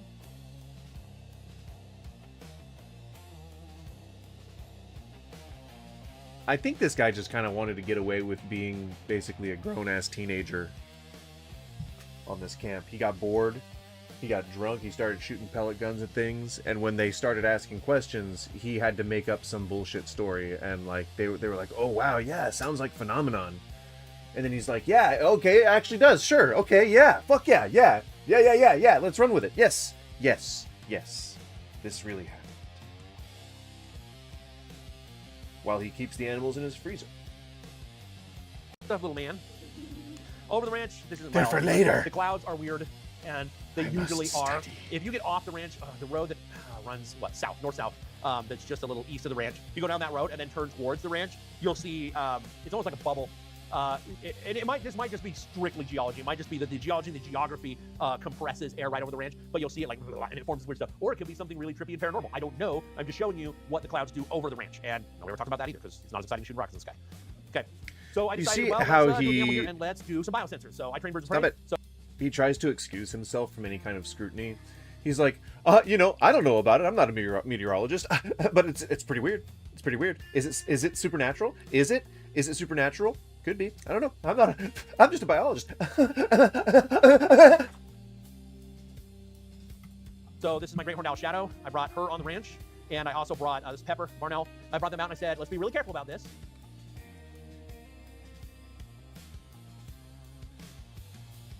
I'm going to ask a really honest question right now. What kind of person collects carcasses, owns birds, 2 owls to be exact,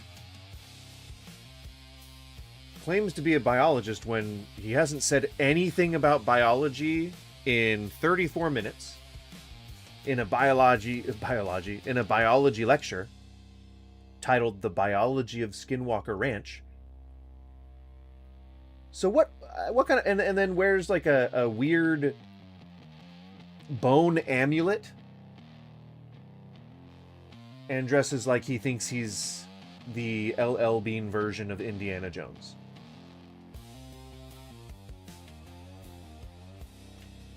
The kind of person that would cover up the killing of innocent animals with a pellet gun because he was bored on Skinwalker Ranch after finding out that it actually wasn't supernatural.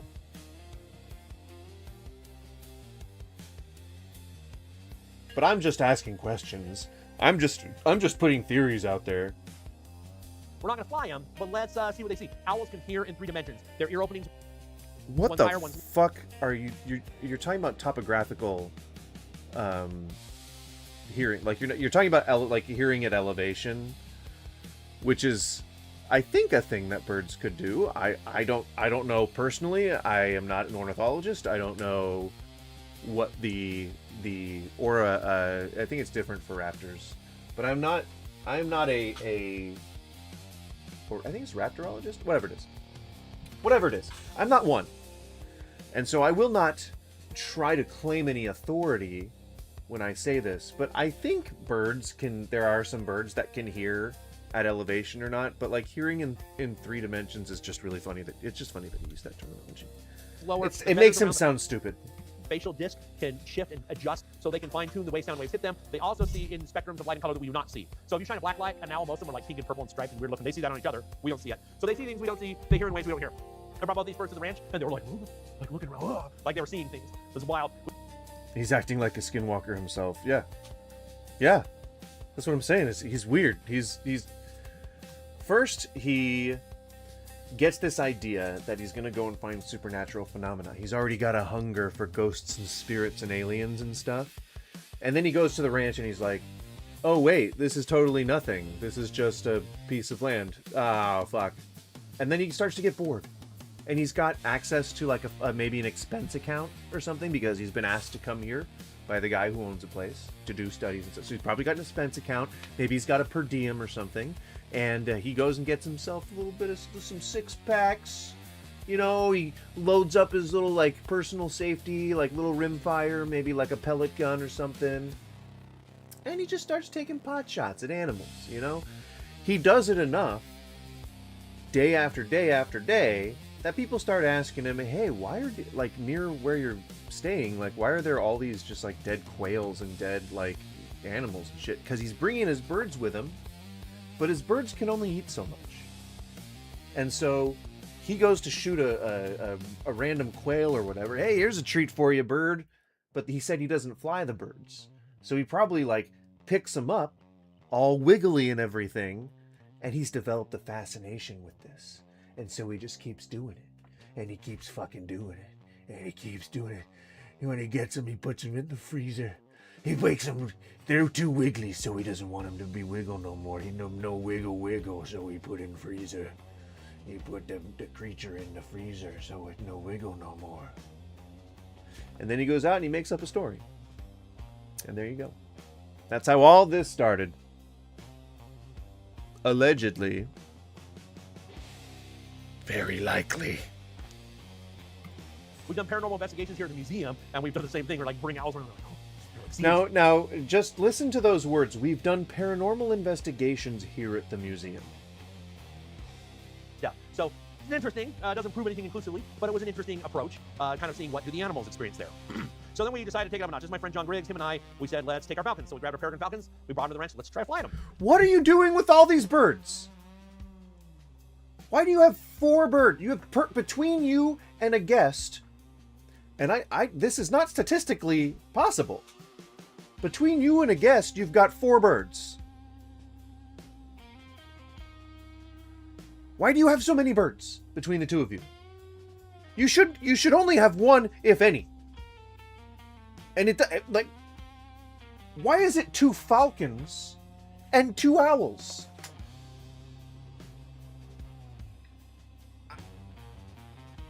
I mean, I can't lie. I would totally have a couple of crows on my shoulder if I could, but that's just weird, man. That's weird to be a grown man owning birds. I mean, I know that sounds judgmental, but that's just weird, man. I personally think that it's weird to see a grown man owning birds. And treating them like pets, like bringing them places.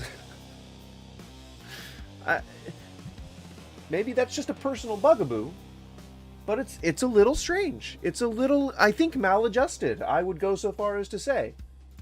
So we usually use radio transmitters, but we also put 3D GPS transmitters on that will show like over a Google Earth image map, like a 3D pathway thing. Now, the company that does that is Marshall Radio. They're here in Utah. They also... Oh, now I remember him talking about this. Okay, they're about to do a topographical analysis of where the GPS is located in relation to where the birds are as they do a flyover of the property. And there could literally be any kind of a reason why GPSs or radars or whatever might go crazy. It could be due to atmospheric interference. It could be due to anything like geomagnetic, electromagnetic. It could be anything. It could be anything that might disrupt these signals that go ping from one place to another. If they got to travel over the air, it's something could disrupt it somehow. Also provide the GPS for government drones. So when the government flies a drone, an enemy can knock it down with like an EMP gun, like do impulse over, knock it out of the sky. So they buy these transmitters to put on the government drones because it won't. I don't know that people are doing that. It's much easier to obtain just a gun to shoot down a drone, like especially in other countries where gun laws are more lax.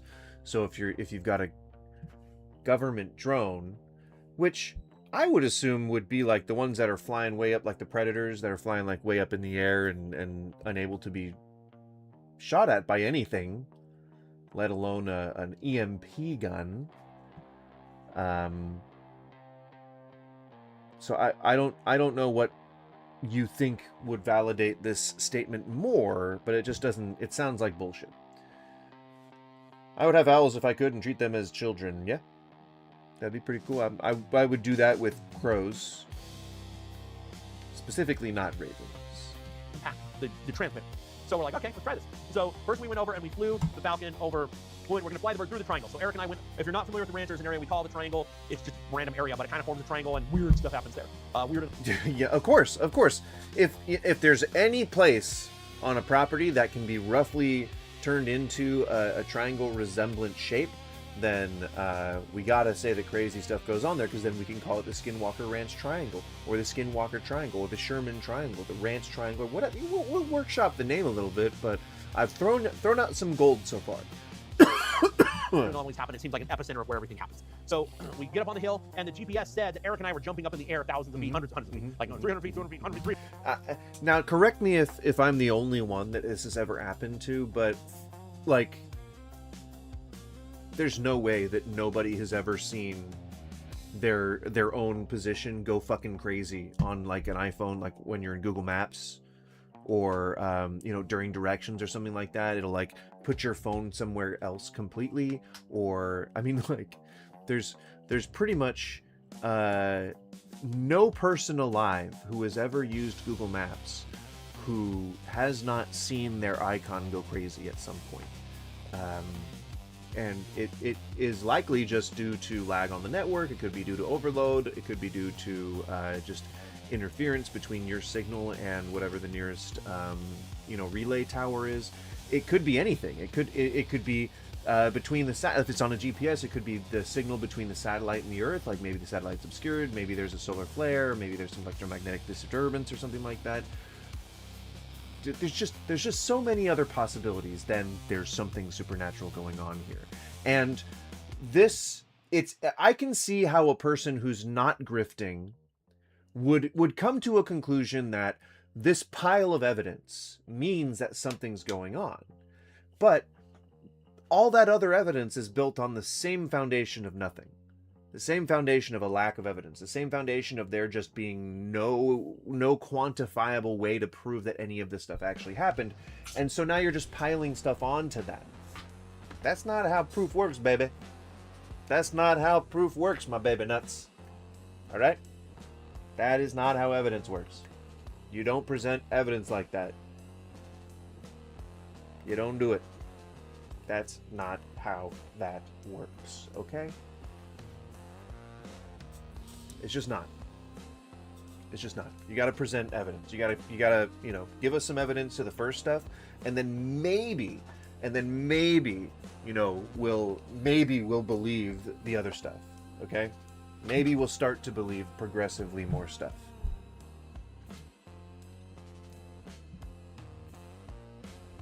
Feet. And we're like, we're just standing here. We fly the bird through the triangle. When it went through the triangle, the radio receiver flared up. Got all the static.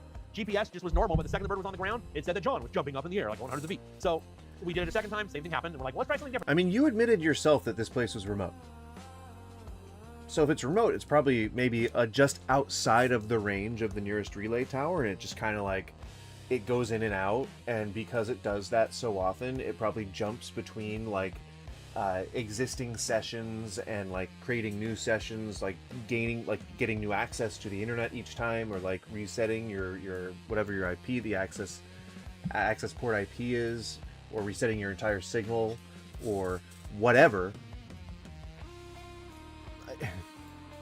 Went all the way to Eastfield. It's like kids who go into like a dark house. There's no evidence that the place is haunted. There's no stories of any ghosts or anything like that. You just see a scary movie one day, and you're in your suburban tract home, and you're a kid who's 8. You're with your friend who's 8, or like whatever stupid kid age, and you think to yourself, "We're gonna say Bloody Mary into the mirror," or "We're gonna go try and find ghosts in the basement," and you run down there with flashlights, and you end up being so enthusiastic about it that you freak each other out, and then you start believing that you're seeing ghosts and shit. And that experience is pretty real until you realize, like, either in retrospect or in the moment, that it's like, okay, it's kind of dumb that we're like scared of something in a place where there's no There's no evidence of any supernatural anything happened. We just were in a spooky mood. But like, it's like that. It's like when you go to this ranch and you have a friend, you got this like falcon, and you're like, oh my gosh, it's like so crazy. Like, oh man, we're gonna see all this like supernatural phenomenon. Your sad devotion to that hokey religion has not delivered the rebel-based us. I find your lack of faith. What?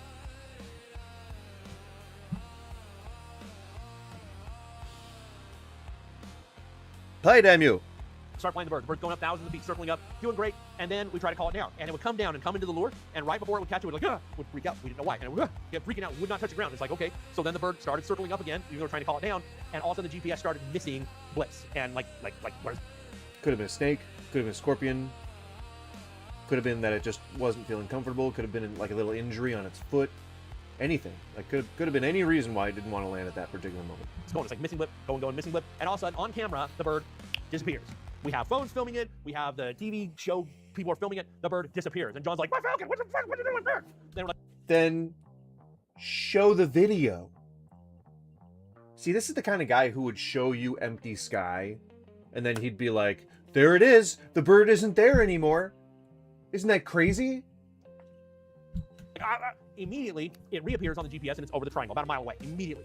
And we're like, we go run over there. The GPS said that the bird went through the mesa, and now that it's out, the bird is moving, and the bird's movements are accurate on the GPS, but now the GPS is off by about a half mile. Everywhere it goes, the radio receiver was perfect. It was like, once we got a radio signal again, it was spot on where it should be. Right. We called the bird back, the bird was just fine.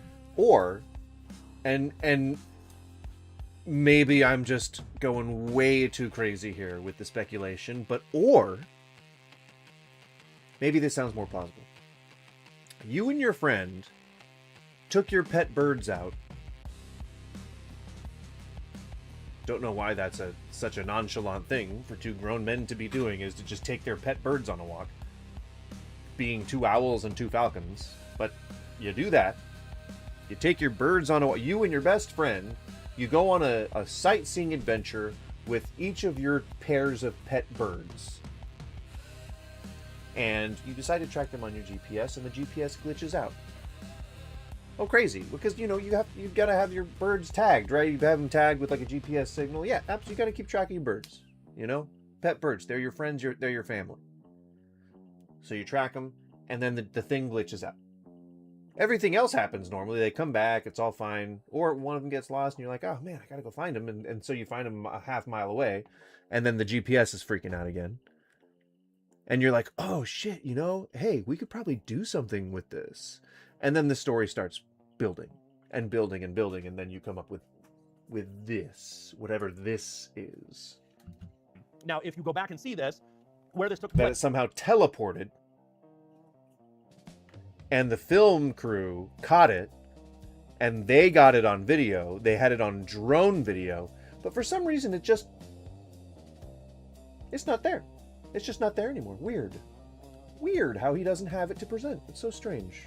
Place. If you watch the TV show, there's an episode where they show this white glowing orb seems to go in the mesa over the east field, and there's another episode where Brandon... Right, if you watch the show, after the editors and the production crew have all gotten a hold of it, then they show you a rendition of what people claim to be a white orb going through the mesa. You dishonest piece of shit. Flying over in the helicopter, and you see this white glowing orb come out of the mesa over towards the triangle. Those are the exact same spots where this GPS stopped and started again. So why is it not on the show? Well, the editors were like, well, let's put this in the next season and claim it was this season, because we have so much to fill in. I'm like, okay, whatever. But then there were people in those shots who were not on the show anymore. So like, well, we can't do it now. I'm like, you had a bird that seems to have flown through the mesa, traveling through space and time. Why are you not putting this on the show? It seems like that should be important. But, oh my god. I haven't clicked on this guy's picture yet, and I haven't taken a look at his bio, but the channel description reads, if you can't read it because the text is small, but I'll read it to you. I hope, fucking strap in y'all. This channel is primarily a falconry channel to teach about the ancient sport of falconry. But it also contains videos about other wildlife, biology, paleontology, archaeology, and anthropology. Additionally, I sometimes share my other hobbies on here, like fire dancing astrophotography, flint napping, motorcycles, etc.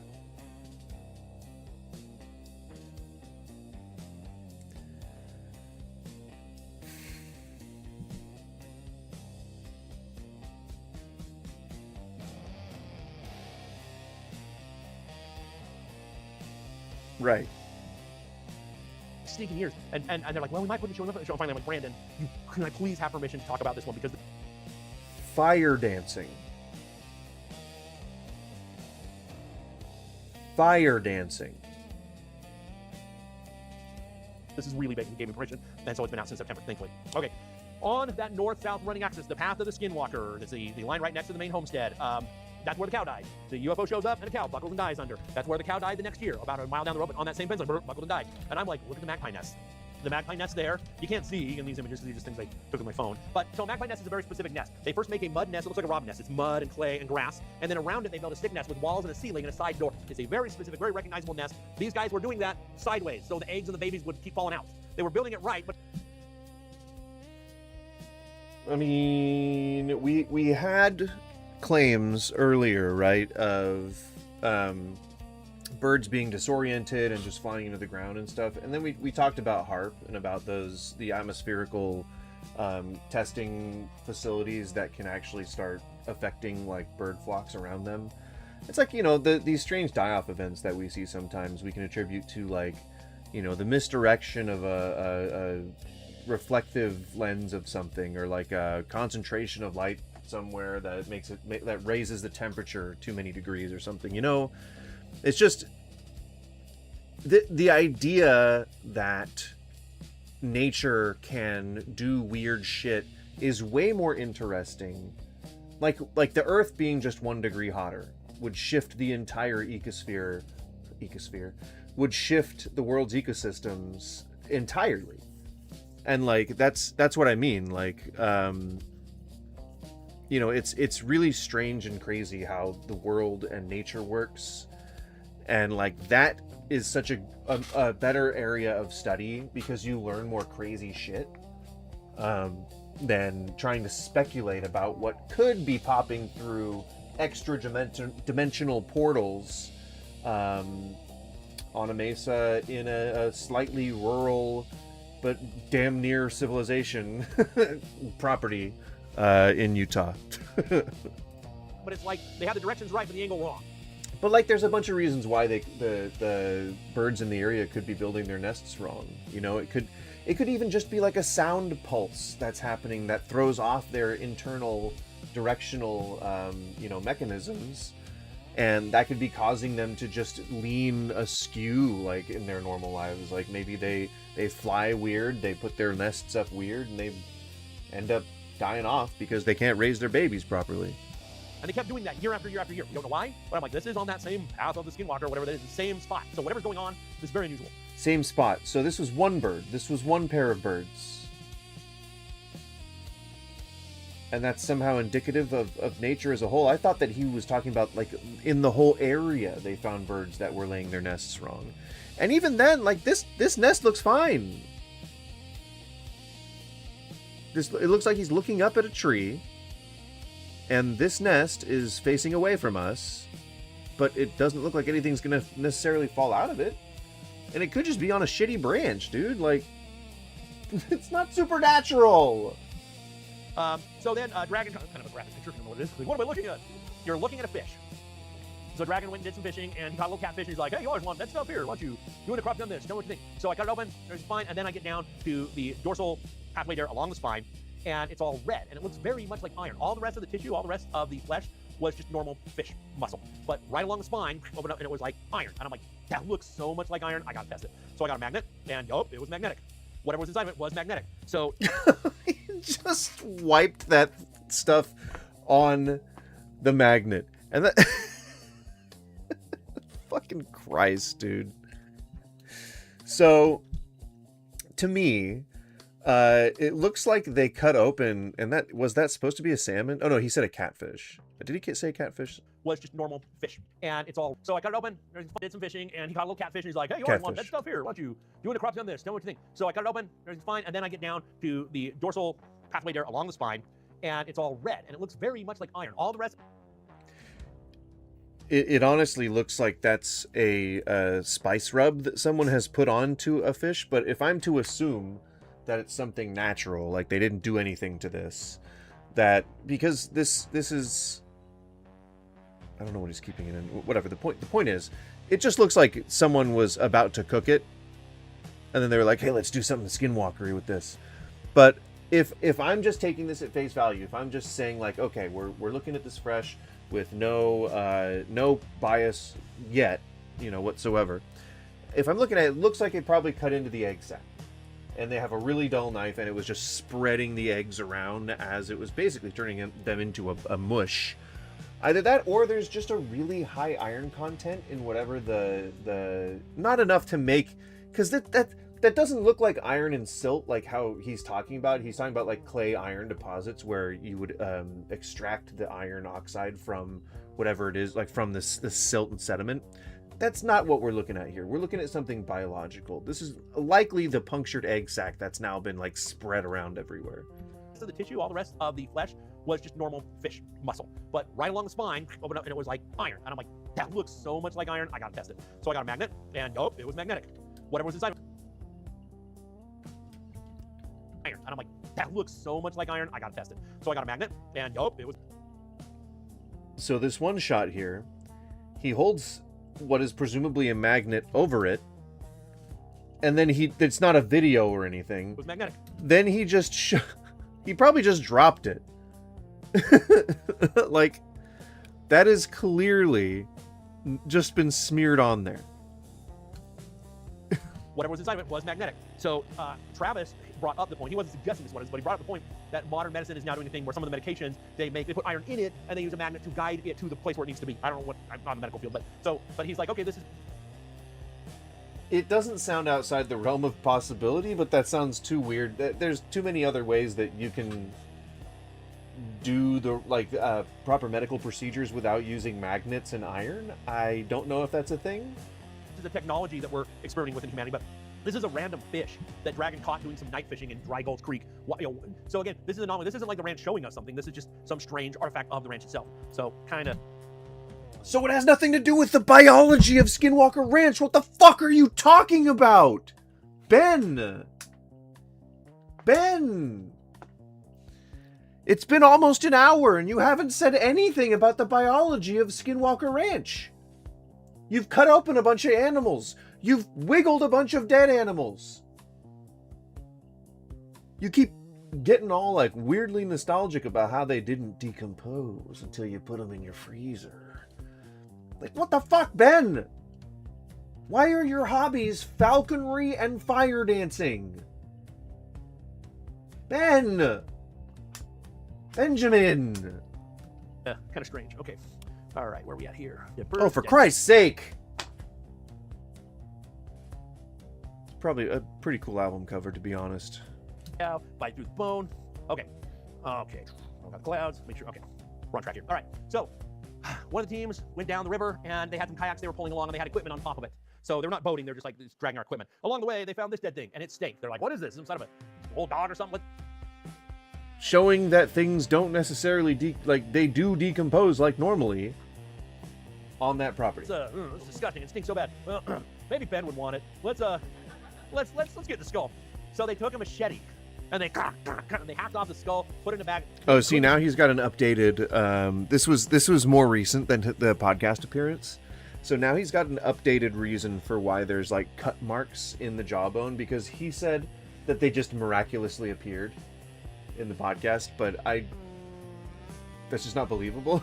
So like, I think maybe he understood that, and then he's like, oh, I gotta come up with some other way to tell this story. Yes, they did, but they assumed it was just some old dog, and they didn't want, so thankfully they at least did that. A biologist doesn't just collect every corpse it sees. That is not how they operate. That is not in any way, shape, or form what a biologist does. They don't just collect carcasses. Your channel is about falconry. Your channel is about falconry.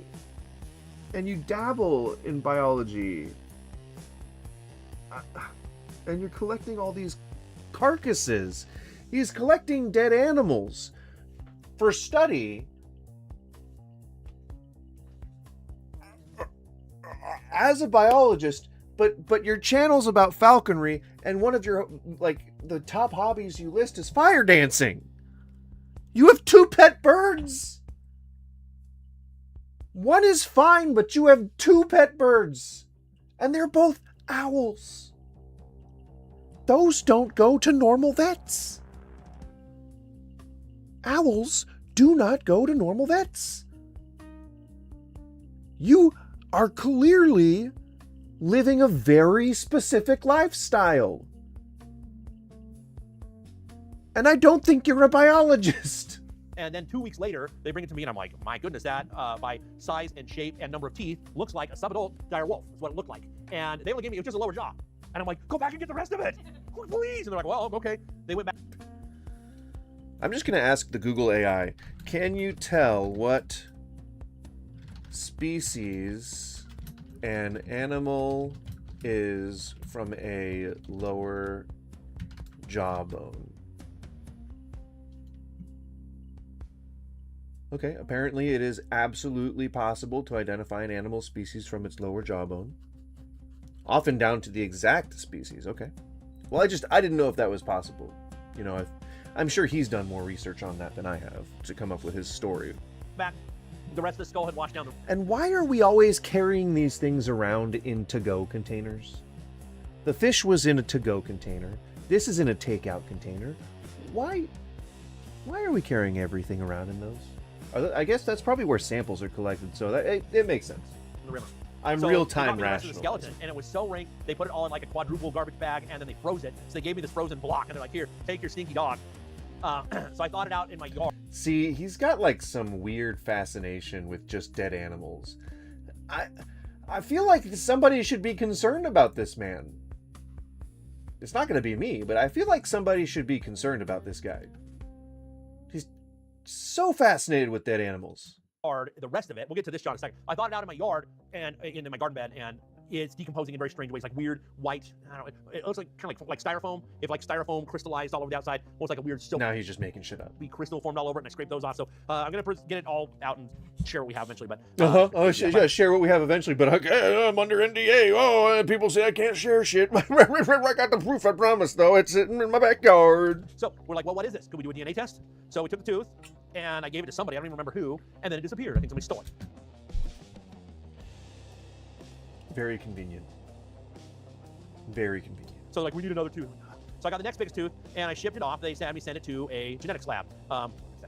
So, and I didn't know who it was going to at first, and I'm like, dear whoever, you know, this might be from a dire wolf. So you're a person who has been hired to do studies on this property for, the specific purpose of proving that paranormal activity exists. You now have, you're an experienced biologist, right? As you claim. So you probably have a lab that you often send samples to. You probably have an established lab that you know is reliable enough to send these samples to. You didn't live so far away from this place that you would not be able to use your regular lab. So you use your regular lab. No, actually what happened was you tell this story about how you handed it off to somebody. Somebody requested it to you. You didn't have the foresight to determine who they were, establish their identity. You didn't remember who they were, and so you just handed it to them and it disappeared. You think somebody stole it. As a reputable biologist, I would probably know who I'm handing a important sample off to, but I guess suspend your disbelief for that one. But then I have to find a new lab, because I guess this one, the random person I handed it off to was not a reputable, well-established lab. So I then just find a lab to send something to, and I don't know who I'm sending it to. I don't, for some reason. I haven't ever talked to this lab before. I haven't ever interacted with them, but now I'm going to send something really important to them that could prove everything I've been speculating on for the last couple of years that I've been on this fucking property. Yeah, sure, it just doesn't sound like supported by reality. Well, it probably isn't, but it looks like one direwolves lived here during the Ice Age, blah, blah, blah. And thinking I'm giving a little bit of education. What I didn't realize, it was going to Colossal Bioscience, which is the world premier genetics lab. They're the ones who brought back direwolves recently in the news. They're the ones that are working to bring back woolly mammoths and dodos, okay? And they were like, little boy, they're like, yes, we know direwolves. We've sequenced several of their genomes. And I'm like, oh, sorry, I didn't know it was you guys. So I'll get to what the genetic results were in a minute. But when I brought the jaw back to the ranch, I had it in a little Tupperware bin, little short thing, lid open, no lid. There's a little paper towel sitting there. And they're like, hey, Ben, come on, we're having lunch. Why don't you set that outside? So I left it on a little table. I mean, to be completely fair, it honestly sounds like you wanted to send it to the place where they were bringing back the direwolf and woolly mammoths, specifically. There's no way that you did that by chance when you're trying to determine something that you've already identified as a direwolf. My guess is that they replied to you unfavorably. Right next to the trailer, and when I came back out, this is what was all over. Look at these lacerations all over it, including underneath it. Every side of it had these lacerations. I'm like, this is maybe 10 to 12 minutes. It wasn't moved. The container wasn't moved. It was in the exact position I had left it in, because I didn't want to touch it. I mean, see, rubber gloves, I don't want to touch it with my bare hands. So I knew the exact position it was in, so I was showing them. And I thought, could it be like a rodent somehow? But you look at it, they're not in concentric lines. Rodents have 4 front incisors and, 2 top, 2 bottom incisors. Dude, like, okay, so I guess he didn't try to find a more plausible way to explain this, but why? Why are you just making this up? Like, what is the reason? Like, you think people are gonna doubt you just because they see scrapes on the bone? It's clear that this was roadkill, because that is consistent with fucking road rash. Like, let's see.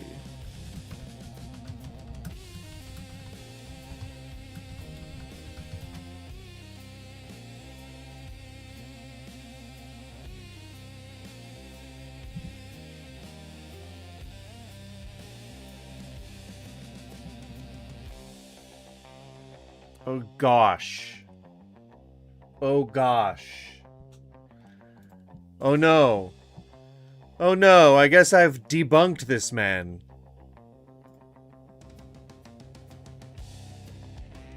It's almost like, and you know, feel free to disagree with me, but it's almost like they fished a dog that'd been hit by a car out of the river and handed this man its lower jaw.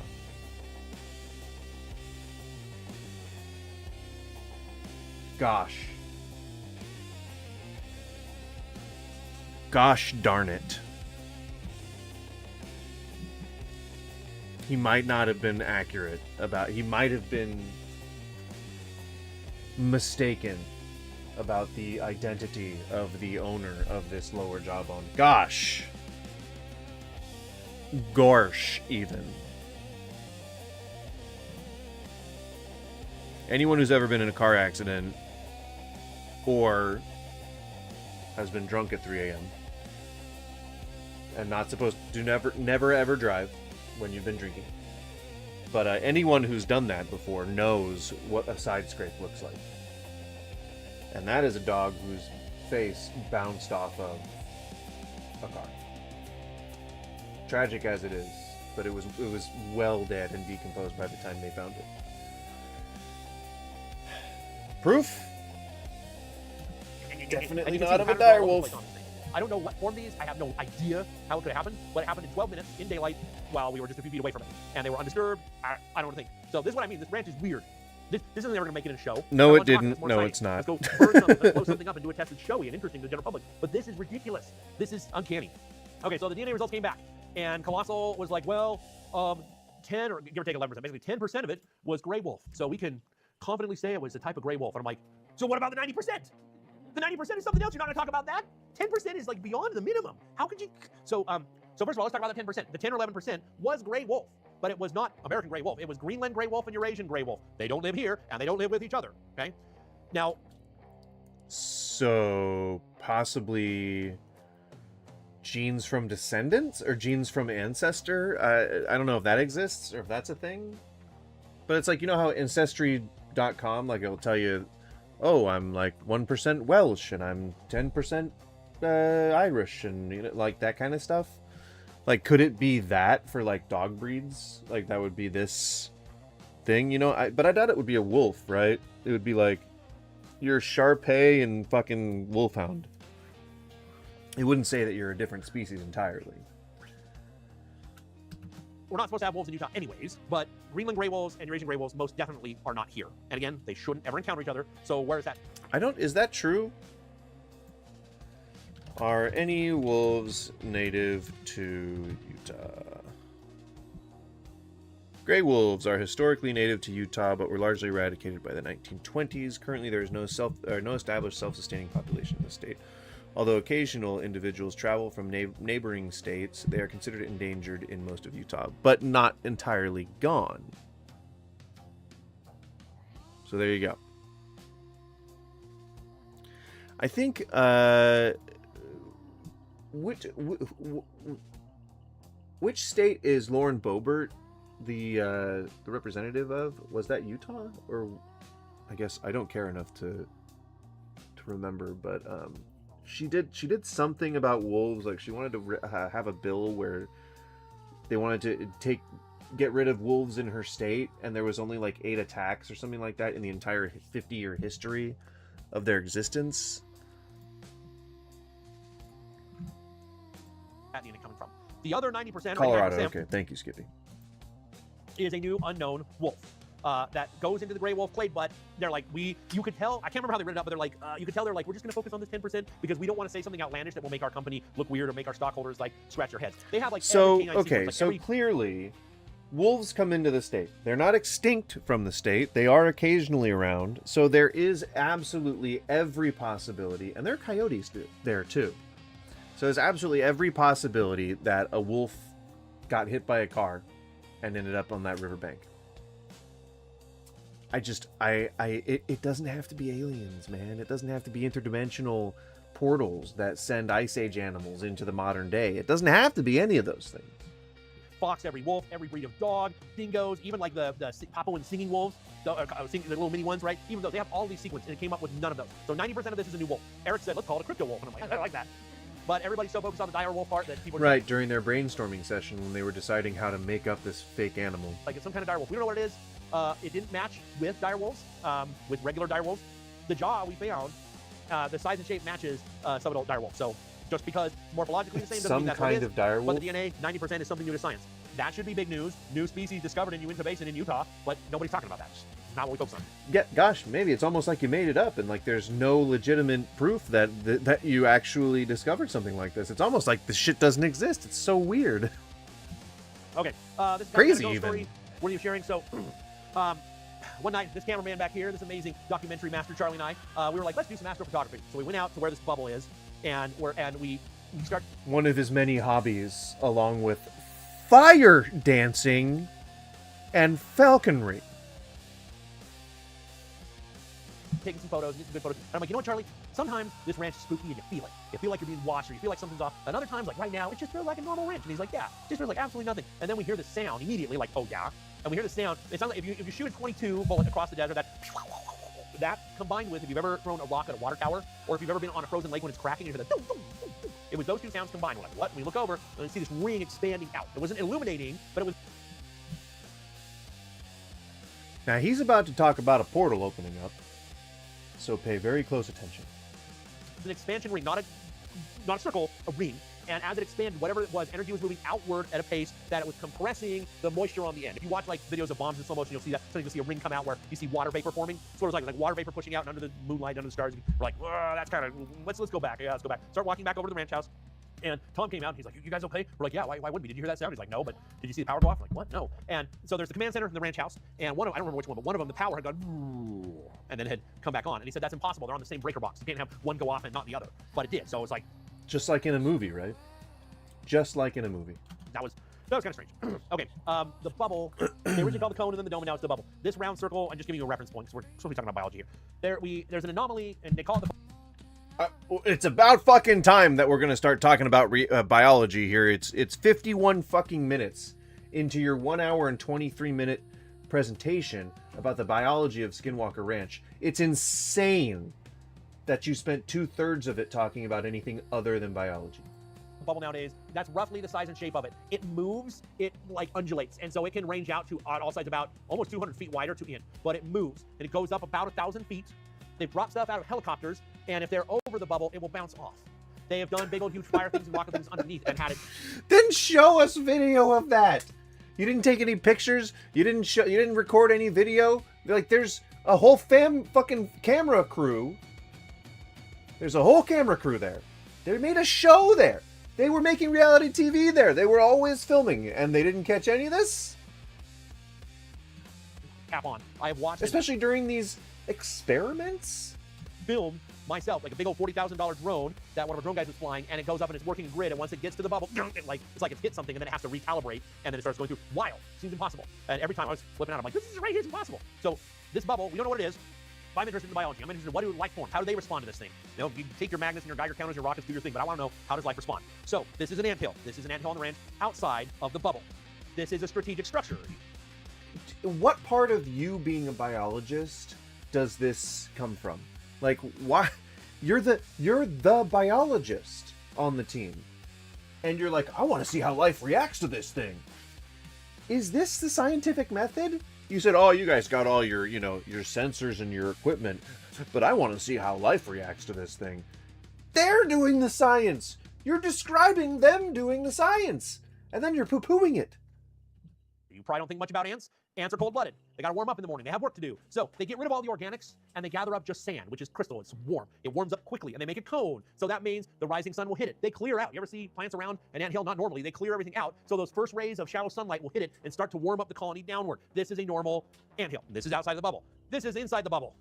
This is not a normal anthill. There's grass all around it. The ants will come in and out. They're just like... That looks like just about every black anthill that I've ever seen anywhere. That actually looks like an anthill during the springtime. Are those baby queens? Or is that just chaff? Whatever it is, point being, that looks very much like an anthill. It looks like something that somebody who's never seen an anthill before would describe as not an anthill. It's like they were drunk. They were just kind of like, hey, what's going on, man? How's it, yo? It's kind of cold. All of the anthills inside of the bubble are like this. All of the anthills outside of the bubble are standard cones. Nobody noticed that because who cares about ants? God, I wish there was some video footage proof of this, Gosh, it seems like that camera crew just didn't really catch anything. But these are bioindicators that are telling us something. We need to pay attention. This is the weirdest thing. On the bubble itself, on the border of the bubble itself. Is it weirder than flying cows who get bent in half by UFOs? We were setting up posts. They're up now. They cover pretty much the whole bubble, and all these posts, like every fifth one has like a GPS tracker, and then they all have like a solar panel on top to do a little light at night, so you can have a visual, so you can know, am I about to walk in the bubble? Am I walking out of it? What's going on here? We were putting these up, and we were on the bubble boundary, and all of a sudden, all these ants start biting us. That's normal, right? We look at them, we film them. They were going crazy. They were going nowhere. They were coming from nowhere. They were not harvesting. They were not defending. They were just running around in circles in place, going nowhere. They were out of their minds. It was like somebody was scrambling their brains. It would be cool if there was some video proof of this with all those cameras that you had going at all Nature times. is not wasteful. You don't burn calories for no purpose. You burn calories to fight, to defend territory, to mate, to survive. You don't be like, I'm just going to go, especially if you're a colonial animal. An ant that can't harvest things, what's the worth to the colony? All of them were doing this. They were just flipping out in circles. We filmed it, we documented it, and that was right on the border of the bubble, as if going... Can you leave your lunch in your car? I mean, if you were a food service establishment, I would say no, because it would then be out of the safe temperature zone for too long, but you are not beholden by the USDA, and food takes a while to get into that food safety danger zone. So I would chance it personally, but I would never recommend that somebody else chance it, just because I don't want to be held liable for anyone getting sick. I cannot, as a hopeful public figure one day, recommend anything to that nature, but I can say that I would probably risk it. I've left leftovers in my car for a few hours before and have not thusly died. So it's entirely possible that you may not incur any harm from it, but, for the sake of food safety, I would exercise caution. Being on the border is not good for your brain, so we're like, let's get out of here. It's mashed taters and chicken bites. Yeah. I think you'll be all right. I don't know. Probably not a good thing. Okay, this is a plant called golden aster, and there's an area south of where they're drilling, which, by the way, this isn't a biology thing, but we got a little more time this round. You go back on... None of this has been a biology thing. none of the 55 fucking minutes. I haven't had to sit through 55 minutes of it, but none of the 55 minutes that you have just made these people sit through, who likely paid to come see you, has been anything about biology. Let's just establish that. Google Maps and go back in time where they're doing the drilling, that entire mesa is sinking in. And every time I go there, I'm like, that's going deeper. That's getting way deeper. It's where they're drilling in, it is all sinking in. So keep tabs, because who knows what's actually in the mesa. It's get interesting. But right below. Doesn't land get displaced when someone starts drilling? Isn't that a thing that happens? Oh, there's this pathway, and if you get above it looks like an airstrip. And like the way the plants are growing, it's this perfect rectangle. So we call it a landing strip. We don't know what it is. And this plant grows there. This is golden aster. Now I'm like, well, it's growing from the ground. Because that's where UFOs land, probably. Let's see what these plants tell us. I'm an animal man, not a plant man, but let's see what the plants have to say. So we did tests on the acidity and the alkalinity, and it turns out on one side the alkalinity was high, on the other side the alkalinity was very high, and in the center of the runway the acidity was very high, like ridiculously high. So don't know what that means, don't know what's going on with that, but there's definitely a biologically measurable difference from the same plant. Now, what about the plant itself? Well, look at the leaves. Here's leaves from either side of... What the fuck do you think you're proving?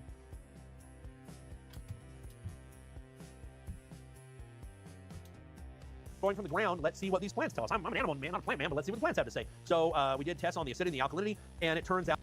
You're holding it on either side there, so your hand's not behind it, so no pink hue.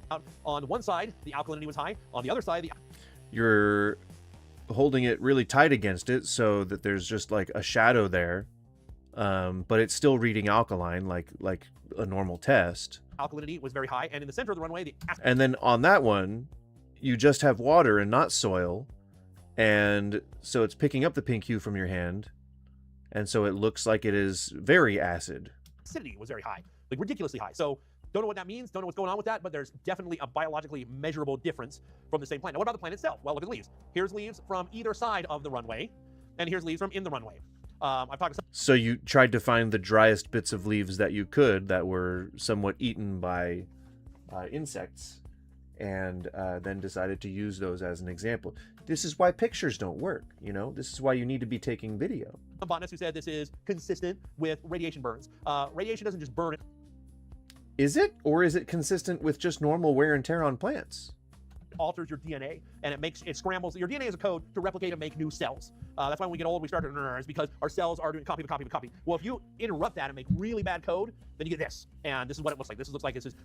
He's a biologist, guys. Now, you just have to believe what he's saying, okay? Just don't question him. He's a biologist. Radiated plant material. So, kind of interesting. Okay. So, we started to find... 2 years ago. I'm guessing 2 years ago. So Utah's in a drought. If you don't know the Southwest, we're 25 years into a drought. This is the second biggest drought in the past 2,000 years. We have the bristlecone pine tracking. We can see that this is the case. Animal populations are plummeting everywhere in the Southwest. All of a sudden on the ranch, 2 years ago, all the small animals exploded. Jackrabbits everywhere, cottontails. They literally exploded. Every single one of them. Bam! Pop! Pop! Pop! Pop! Pop! Pop! Pop! Blood and guts everywhere. I don't know where it came from. Everywhere. Turkey population exploded. Quail, antelope, ground squirrel, Uinta ground squirrel, the podcuts, everything. Huge coveys of quail, magpies explode. Everything little exploded in numbers. We're like, this is not normal. It hasn't rained. We haven't had some big snowfall. What did this? How on earth did this happen? And we started to check scat stamp. My guess, he's going to present that it's something supernatural. It's the will of the ranch. And we need to do DNA tests on what the scat is, but I think we know. We'll tell you in a second. Finding coyote bones. Something was killing and eating coyotes. Now, wolves do not do that. Wolves kill coyotes. They don't eat them. They're too closely related. It would be like you eating a chimpanzee. If I roasted a chimpanzee... You know, it could also be just because that farmers are pissed off about coyotes trying to eat their livestock, and they could just be shooting them. Chimpanzee, there would be something off-putting about it to you. You'd be like, how about a steak? You know, you share too much DNA with a chimp. It's like, I'm like eating a human arm. Same thing. We see goshawks kill Cooper's hawks, but don't eat them. Wolves kill coyotes, but they won't eat them. They're too closely related. Something is killing... What? Animals eat their own kind all the goddamn time. Hamsters, like, eat their babies. Like, they're... Right? Like, it's not... Speciation...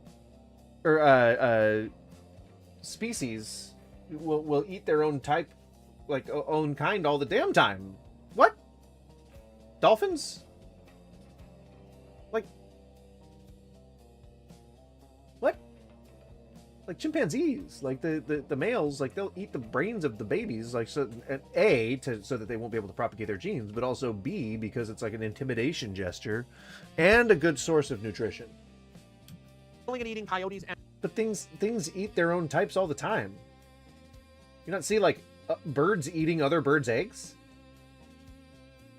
Like vultures, like eating corpses of other birds? Like that, you don't think that's a thing? And raccoons on the ranch. Now, what do we know about raccoons? They live in and near the water. Coyotes will go anywhere. But raccoons, they swim, they spend a lot of time in the water, they eat crayfish and things like that. All my raccoon scat samples are filled with crayfish shells and scales and stuff. So something is killing and eating the coyotes. These are coyote bones in from some of the scat samples. And this is a guard hare. I need to get more pictures of this. The guard hare, it's passing through the digestive system, it's eating the fur, it's eating coyotes. So that wouldn't be a wolf, not a dire wolf, not a gray wolf, not a Eurasian gray wolf or a Greenland gray wolf. It's none of those. So we need to do more on this. But there's big cat tracks on the ranch. These are some... What the fuck? What the fuck, dude?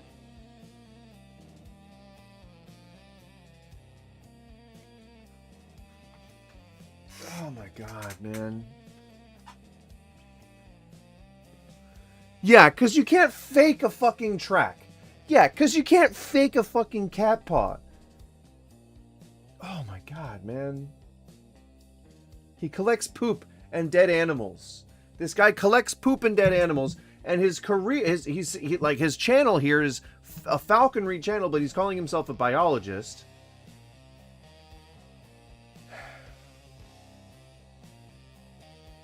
He's also a fire dancer who has 2 pet birds. That sounds pretty nerdy. So, I mean, not the fire dancing, but the pet birds. That sounds like something I guess a scientist would probably do. TBQH, you know? Some of the smaller ones, Nathan and Caleb have even much bigger, but this is enormous. We at first were dismissing these as gigantic cougar. Now, cougars are not that big. This is a cougar. By the way, anytime you see us going... What are you talking about? Those are just regular house keys, which are like that, right? And so if you add the fob to it, you've got something that's about that much around, right? Spread out on the ground. And so by comparison, the paw, the cat paw, is really only like that big. Like, that's not a cougar paw. A cougar, like, that's a cougar paw. They could slap your face off. Like, they will sneak up behind you and slap your face off, and you'll be like, oh, hey, where'd my face go? Oh gosh, I have no idea what happened to me. My face is completely gone. Like that. It's just not a lot, you know? It's not crazy. Oh, you gotta flesh it out. This alive is about as big as a volleyball. But this is a cougar. Mm-hmm. Cougars kill deer and elk, okay? They don't kill coyotes. They don't eat coyotes. This print doesn't seem excessively large. I don't know what you mean. So that's a cougar. They're not as big as you think. On the key? What are you talking? What print? Bigger. But jaguars. I mentioned jaguars earlier. Jaguars used again. Which are not. I don't know if I need to tell you this, but jaguars are not native to Utah. They don't typically live there.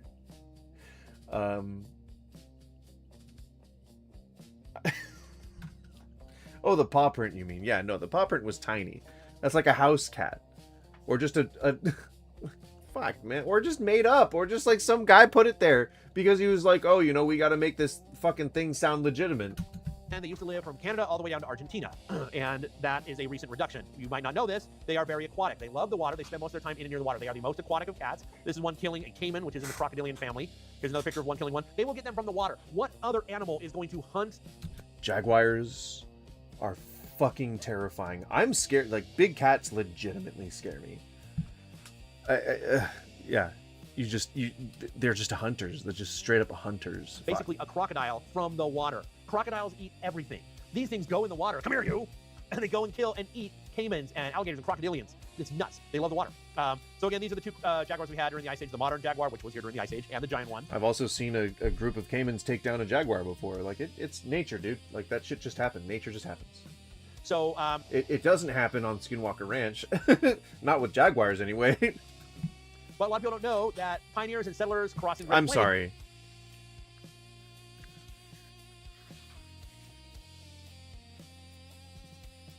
Tell me this is a painting that I can purchase. Please tell me that this is a painting that I can use my money to go purchase. Please tell me this is not AI. please tell me that this is a print that I can go and purchase and put in a frame somewhere. This is one of the most majestic pictures I've ever seen in my life. Oh, good. The Daily Wire's going out of business. Nice. We can celebrate about that. But I have to know, did the pioneers encounter jaguars? Jaguara? They did. Oh my god. They encountered jaguars. Crazy. That's awesome. Now I wish I had been a pioneer so I could see a jaguar. No, I don't. I don't want to see a jaguar. No. I'm scared enough of mountain lions. Play! Documented seeing what they called leopards. They said there's bobcats, which have a short bobtail. There's the cougars that don't have spots, and then there's leopards, the big spotted cats. And the Native Americans talked about them. No, Lewis and Clark expedition says, Native Americans tell us that there's also leopards with spots. Okay, so we think that at least into the 1800s we had them. Nope, even in the I don't want plains. We know in the 1900s we still had jaguars being killed in Arizona and Texas, and they still are in Arizona and Texas. You can look it up. I'm going to be doing some videos on it soon. Are they? But not Utah. And so what of this? Well, what about black jaguars? Now, what is a black panther? A black panther is a really stupid, clunky term, and I hate it. And I'll tell you why. It's like pachyderm. What's a pachyderm? Elephant, right? That's what it was, an elephant. No, pachyderm is a clunky term from like the 1700s that means thick skin. So it's like elephants, rhinos, and hippos. Those were the pachyderms. They're not related at all in any way, shape, or form other than they're mammals. But those were the pachyderms. Okay, well, and now people just say elephant is pachyderm. They're not. They're proboscidaes. Okay. It's funny that he kind of like presents other scientists' words in like this voice that indicates he thinks they're stupid. Well, a black panther is not a species. Any in the Leo line, so like lions and leopards and jaguars and cougars, any of those that can technically interbreed, if they're melanistic, then it can be called a black panther. The two that are most often melanistic are jaguars, a lot of them are, and wild leopards in Africa. Fair number of them are, with some frequency. It's not very common though. So, well, what of that? Well, one more. So this is footage just off the ranch that Caleb hooked me up with. So Caleb is head of security there. So don't worry, we'll zoom in a second. So they were seeing this. You probably can't hear them talking. They're saying, "What is that? Is that a bear? Is that? It can't be a tiger. What is that?" They Oh my god.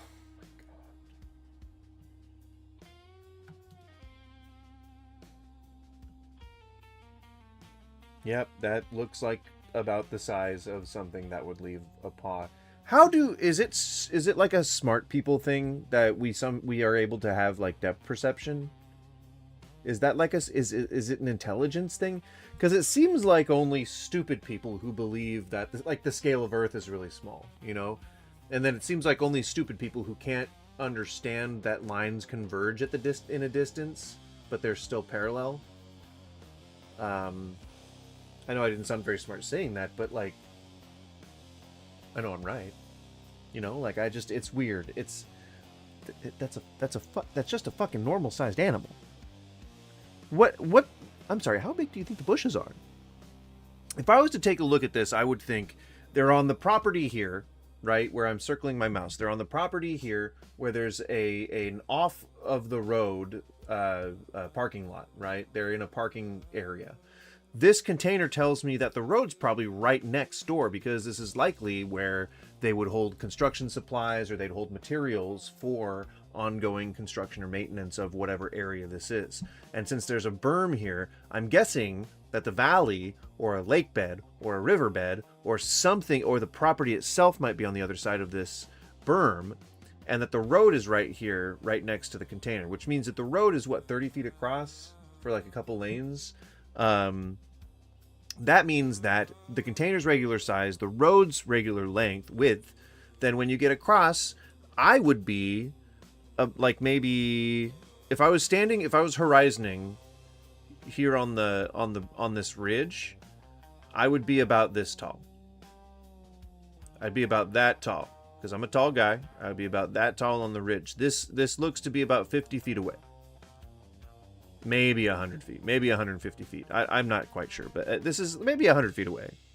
I'm just trying to think of like if there was like car lengths. So maybe there's like 3 or 4 car lengths between the person taking this footage.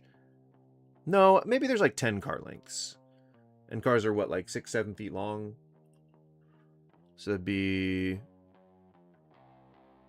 roughly like 40 feet to the container. and then another 30 feet, and then maybe another 25, 35 feet. So yeah, 50, 60 feet. That's like a cat or a raccoon or a bobcat or something. Like that's just a normal sized animal for the native animals of that area. They think it's a black bear at first. It's so big that they think it's a black bear. Don't worry, we'll zoom in a second. It's not big. Whatever this is, it's a cat. It has a long tail, and more importantly, we're going to show you in a second, it has shiny fur.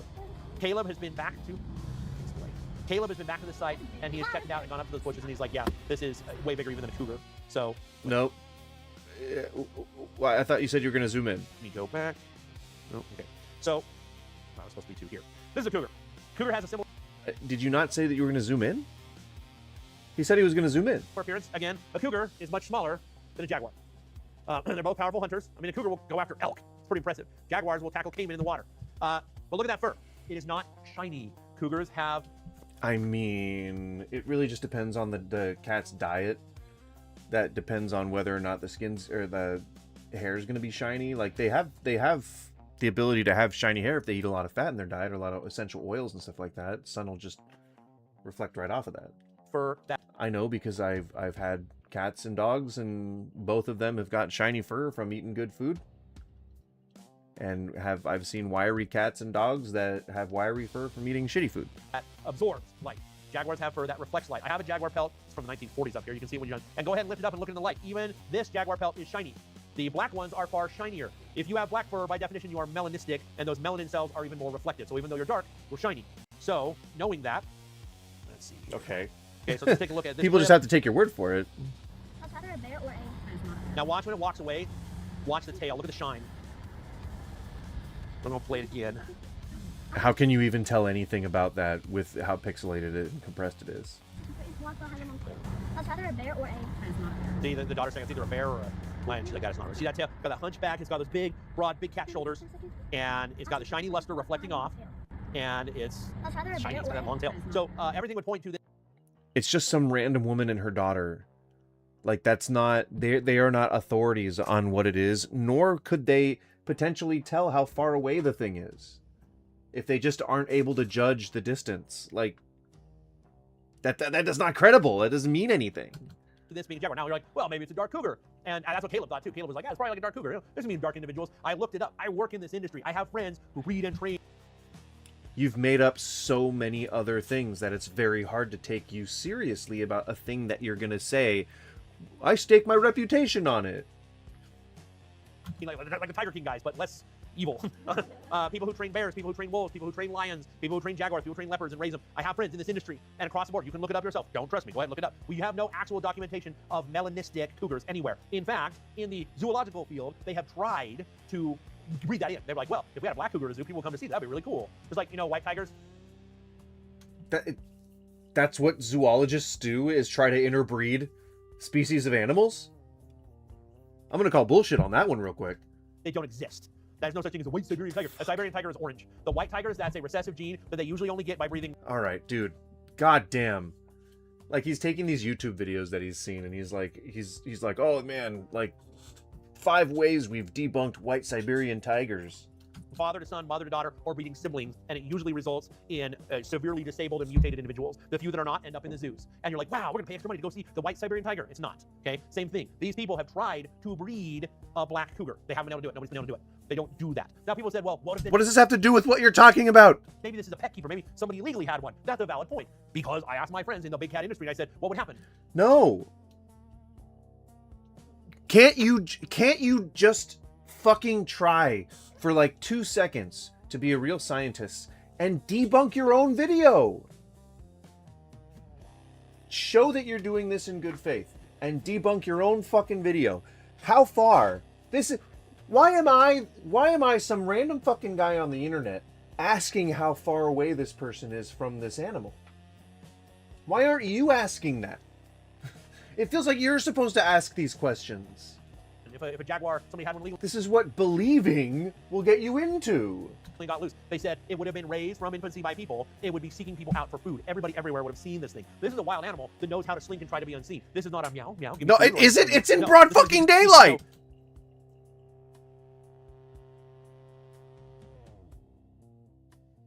This video is of this thing walking around in the daytime. Like a normal cat would. Here's the important thing. Where was it? Let's take a look. It was on Earth. Look at that. Okay, zoom in. Go ahead. There we go. Okay, so this is actually like a soda shop in Roosevelt. But it's going to be really important to see in a second where it was at. So we're going to zoom in this little hill behind, what is it, the Beach and Drink Company. You can go see it yourself. So it was climbing up on that hill. But that seems strange, but zoom out. You see that river there? This river is just like, basically like 2 miles from Skinwalker Ranch. Following that river system, it goes straight. Oh my God, dude.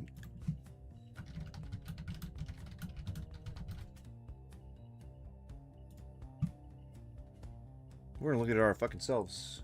We're gonna look at this shit ourselves.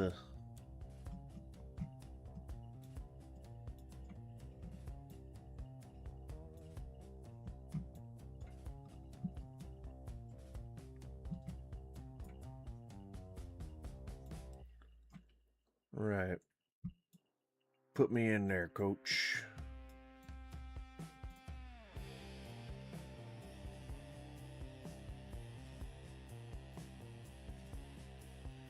This appears to be it.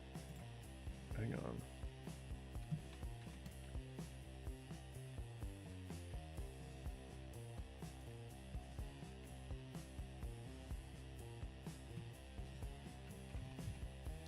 I gotta see. Okay.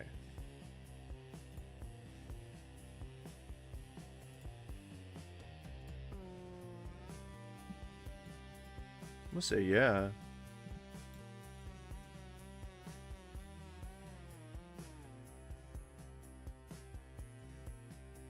Yeah, there's that distinct little, that thing that goes up there, which is right here. It's, you can't really.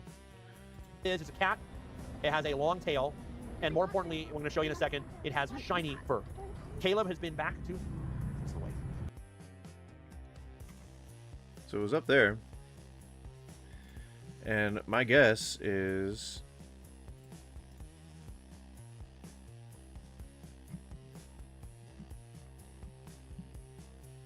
See if I can.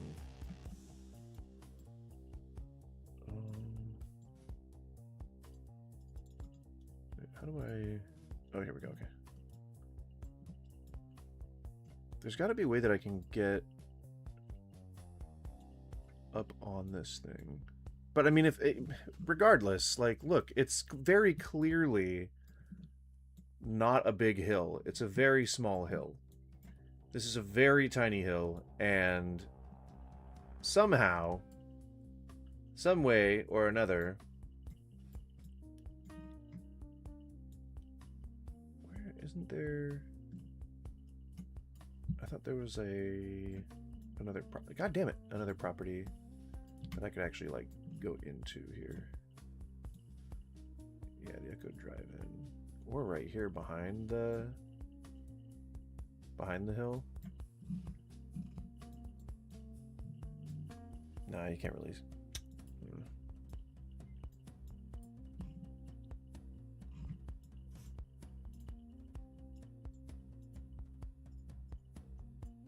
Yeah, no, unfortunately I can't see, but probably that drive-in. Let's see if we can take a look from there. Yeah, look at that. Okay, perfect. There's the hill. Jesus, like, why am I the one that has to debunk this shit? Alright, take a look. So, this is the hill they're talking about. It's very fucking clearly just next to some, like, old shacks and houses and shit.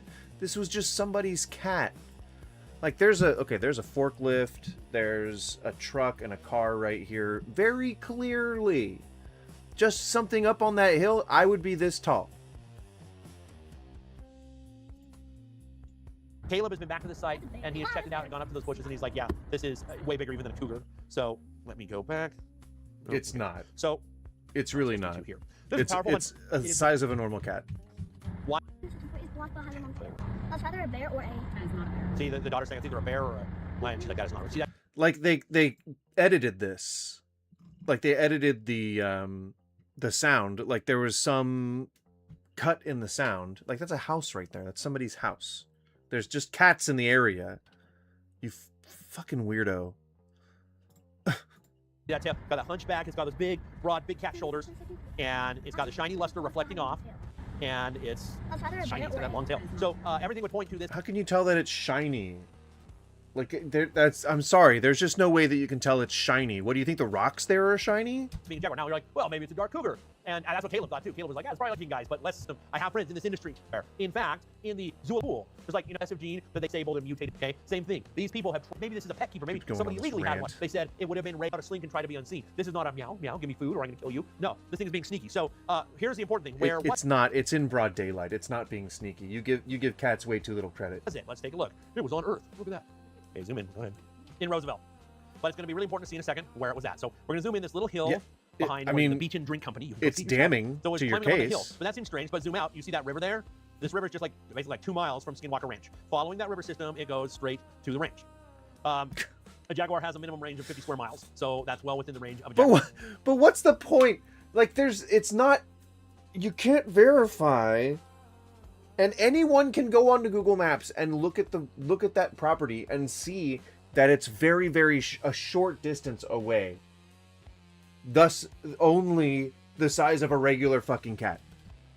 That little ridge right there, that's Skinwalker Ridge, that's Skinwalker Ranch. So that's part of its range. So whatever this thing is, this appears to be a black jaguar on Skinwalker Ranch, killing and eating the coyotes, and it was ranging out following the river. It probably goes up and down that river all the time looking for things to kill. It's not okay.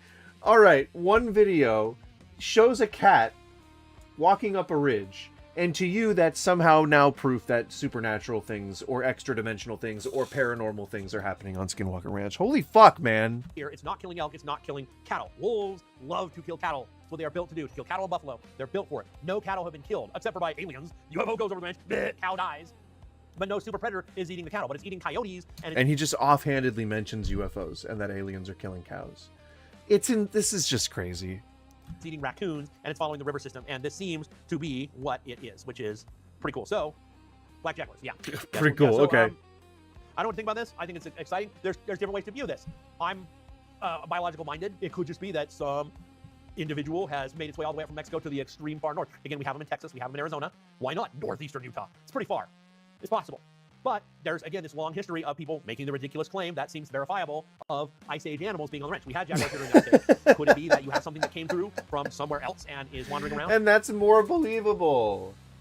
That's more believable than just an existing member of a species that exists on Earth just migrated its way up. My God. I don't know, but for sure, if you want to take away two things, there's a black jaguar roaming around Skinwalker Ranch and a UFO in broad daylight flew over a cow and killed it. Those are two ends of the spectrum there. Oh, nope, those are the same end of the spectrum. Same end of the spectrum. Interesting stuff. Then most of what happens on the ranch I can talk about. These are the things that I got authorization by Brandon to be able to talk about. So I hope you enjoyed hearing about this. I want to share two things. If you're new to some of this stuff, two things I highly recommend. First of all, this just came out, an age of disclosure. This is good for everybody. It has good information, but more importantly, it has our top government leaders right now, all the way up to as high as Marco Rubio, coming out and saying, yes, this is real. This is going on. We need to be addressing this. We need to be releasing this information. So I highly recommend this is a good one to share with your friends. To be like, hey, let's watch this and let's have a conversation about it. What do we think is real? What do we think is not? What do we think is... Jesus fucking Christ, dude. Even 34 people coming forward and saying that the government's hiding alien secrets would, to me, not be convincing enough. It's gonna take a little bit more, like actual proof, like just rock solid proof would be great. The nature of reality. This one, I highly recommend you watch this video too. Now, Moment of Contact came out a few years ago. This is the update. He's not even hawking his own shit. He's hawking other people's shit. Version, and have a conversation afterwards. This will pick, but this I think is what are the odds? Bajillions of planets, and we're the only ones out there. Doesn't mean there's aliens here, but it's like, are we so arrogant to think we're... Dude, oh man, he's dismantling his own stances here. Alone? No. So let's have a conversation about that. This video, really important, and I think it does good to have a conversation and to be aware of some of this stuff. So those are two that I highly recommend for talking about the subject. The Skinwalker Ranch show. It's a really good TV show. I enjoy it. It's also cheesy sometimes. It's not the fault of the people who are making it. It's not the fault of the people who are on it. It's the corporate guys at the end who are worried like, well, let's do this and let's add this. And it's that end of things. It's not even the editors. They're good people who are sincere about what they're doing. They're trying to share. And again, not even a fraction of what happens on the ranch makes it out to the public. So that's just a whirlwind of the biology of the ranch. We're going to have some questions. I've got items up here you can look at. You're welcome to hold. You just take a paper towel you can take a look at. This is the rib that whatever bit through that. Got a saber-toothed cast, jaguar, cougar, and dire wolf. And Wendy will pick on you to answer questions. You said that you've seen other Ice Age animals on the ranch. What other animals do you have? Yeah, we're definitely not going to stay for the Q&A. Sorry, guys. Well, so there you have it. That was whatever that fucking guy's name was, Ben something. But it's clear that he, I think, is just really kind of a sick guy. And he wanted to explain away some of the sick and weird things that he was doing on the ranch as paranormal phenomena. And for whatever reason, just can't seem to admit that he likes killing animals and then wiggling their dead carcasses and storing them in his freezer. Maybe he thinks that people would think he's weird or something, but this is the last day that we'll be talking about Skinwalker Ranch, at least until new things come up. So I hope you enjoyed. And I hope that you come back tomorrow when we'll be doing, probably playing more video games. Unless some other new weird shit comes out in the news, in which case I'm happy to cover that as well. Anywho, that means this is bye-bye for now. But I'll see you again tomorrow. Thank you for watching. Have a good one.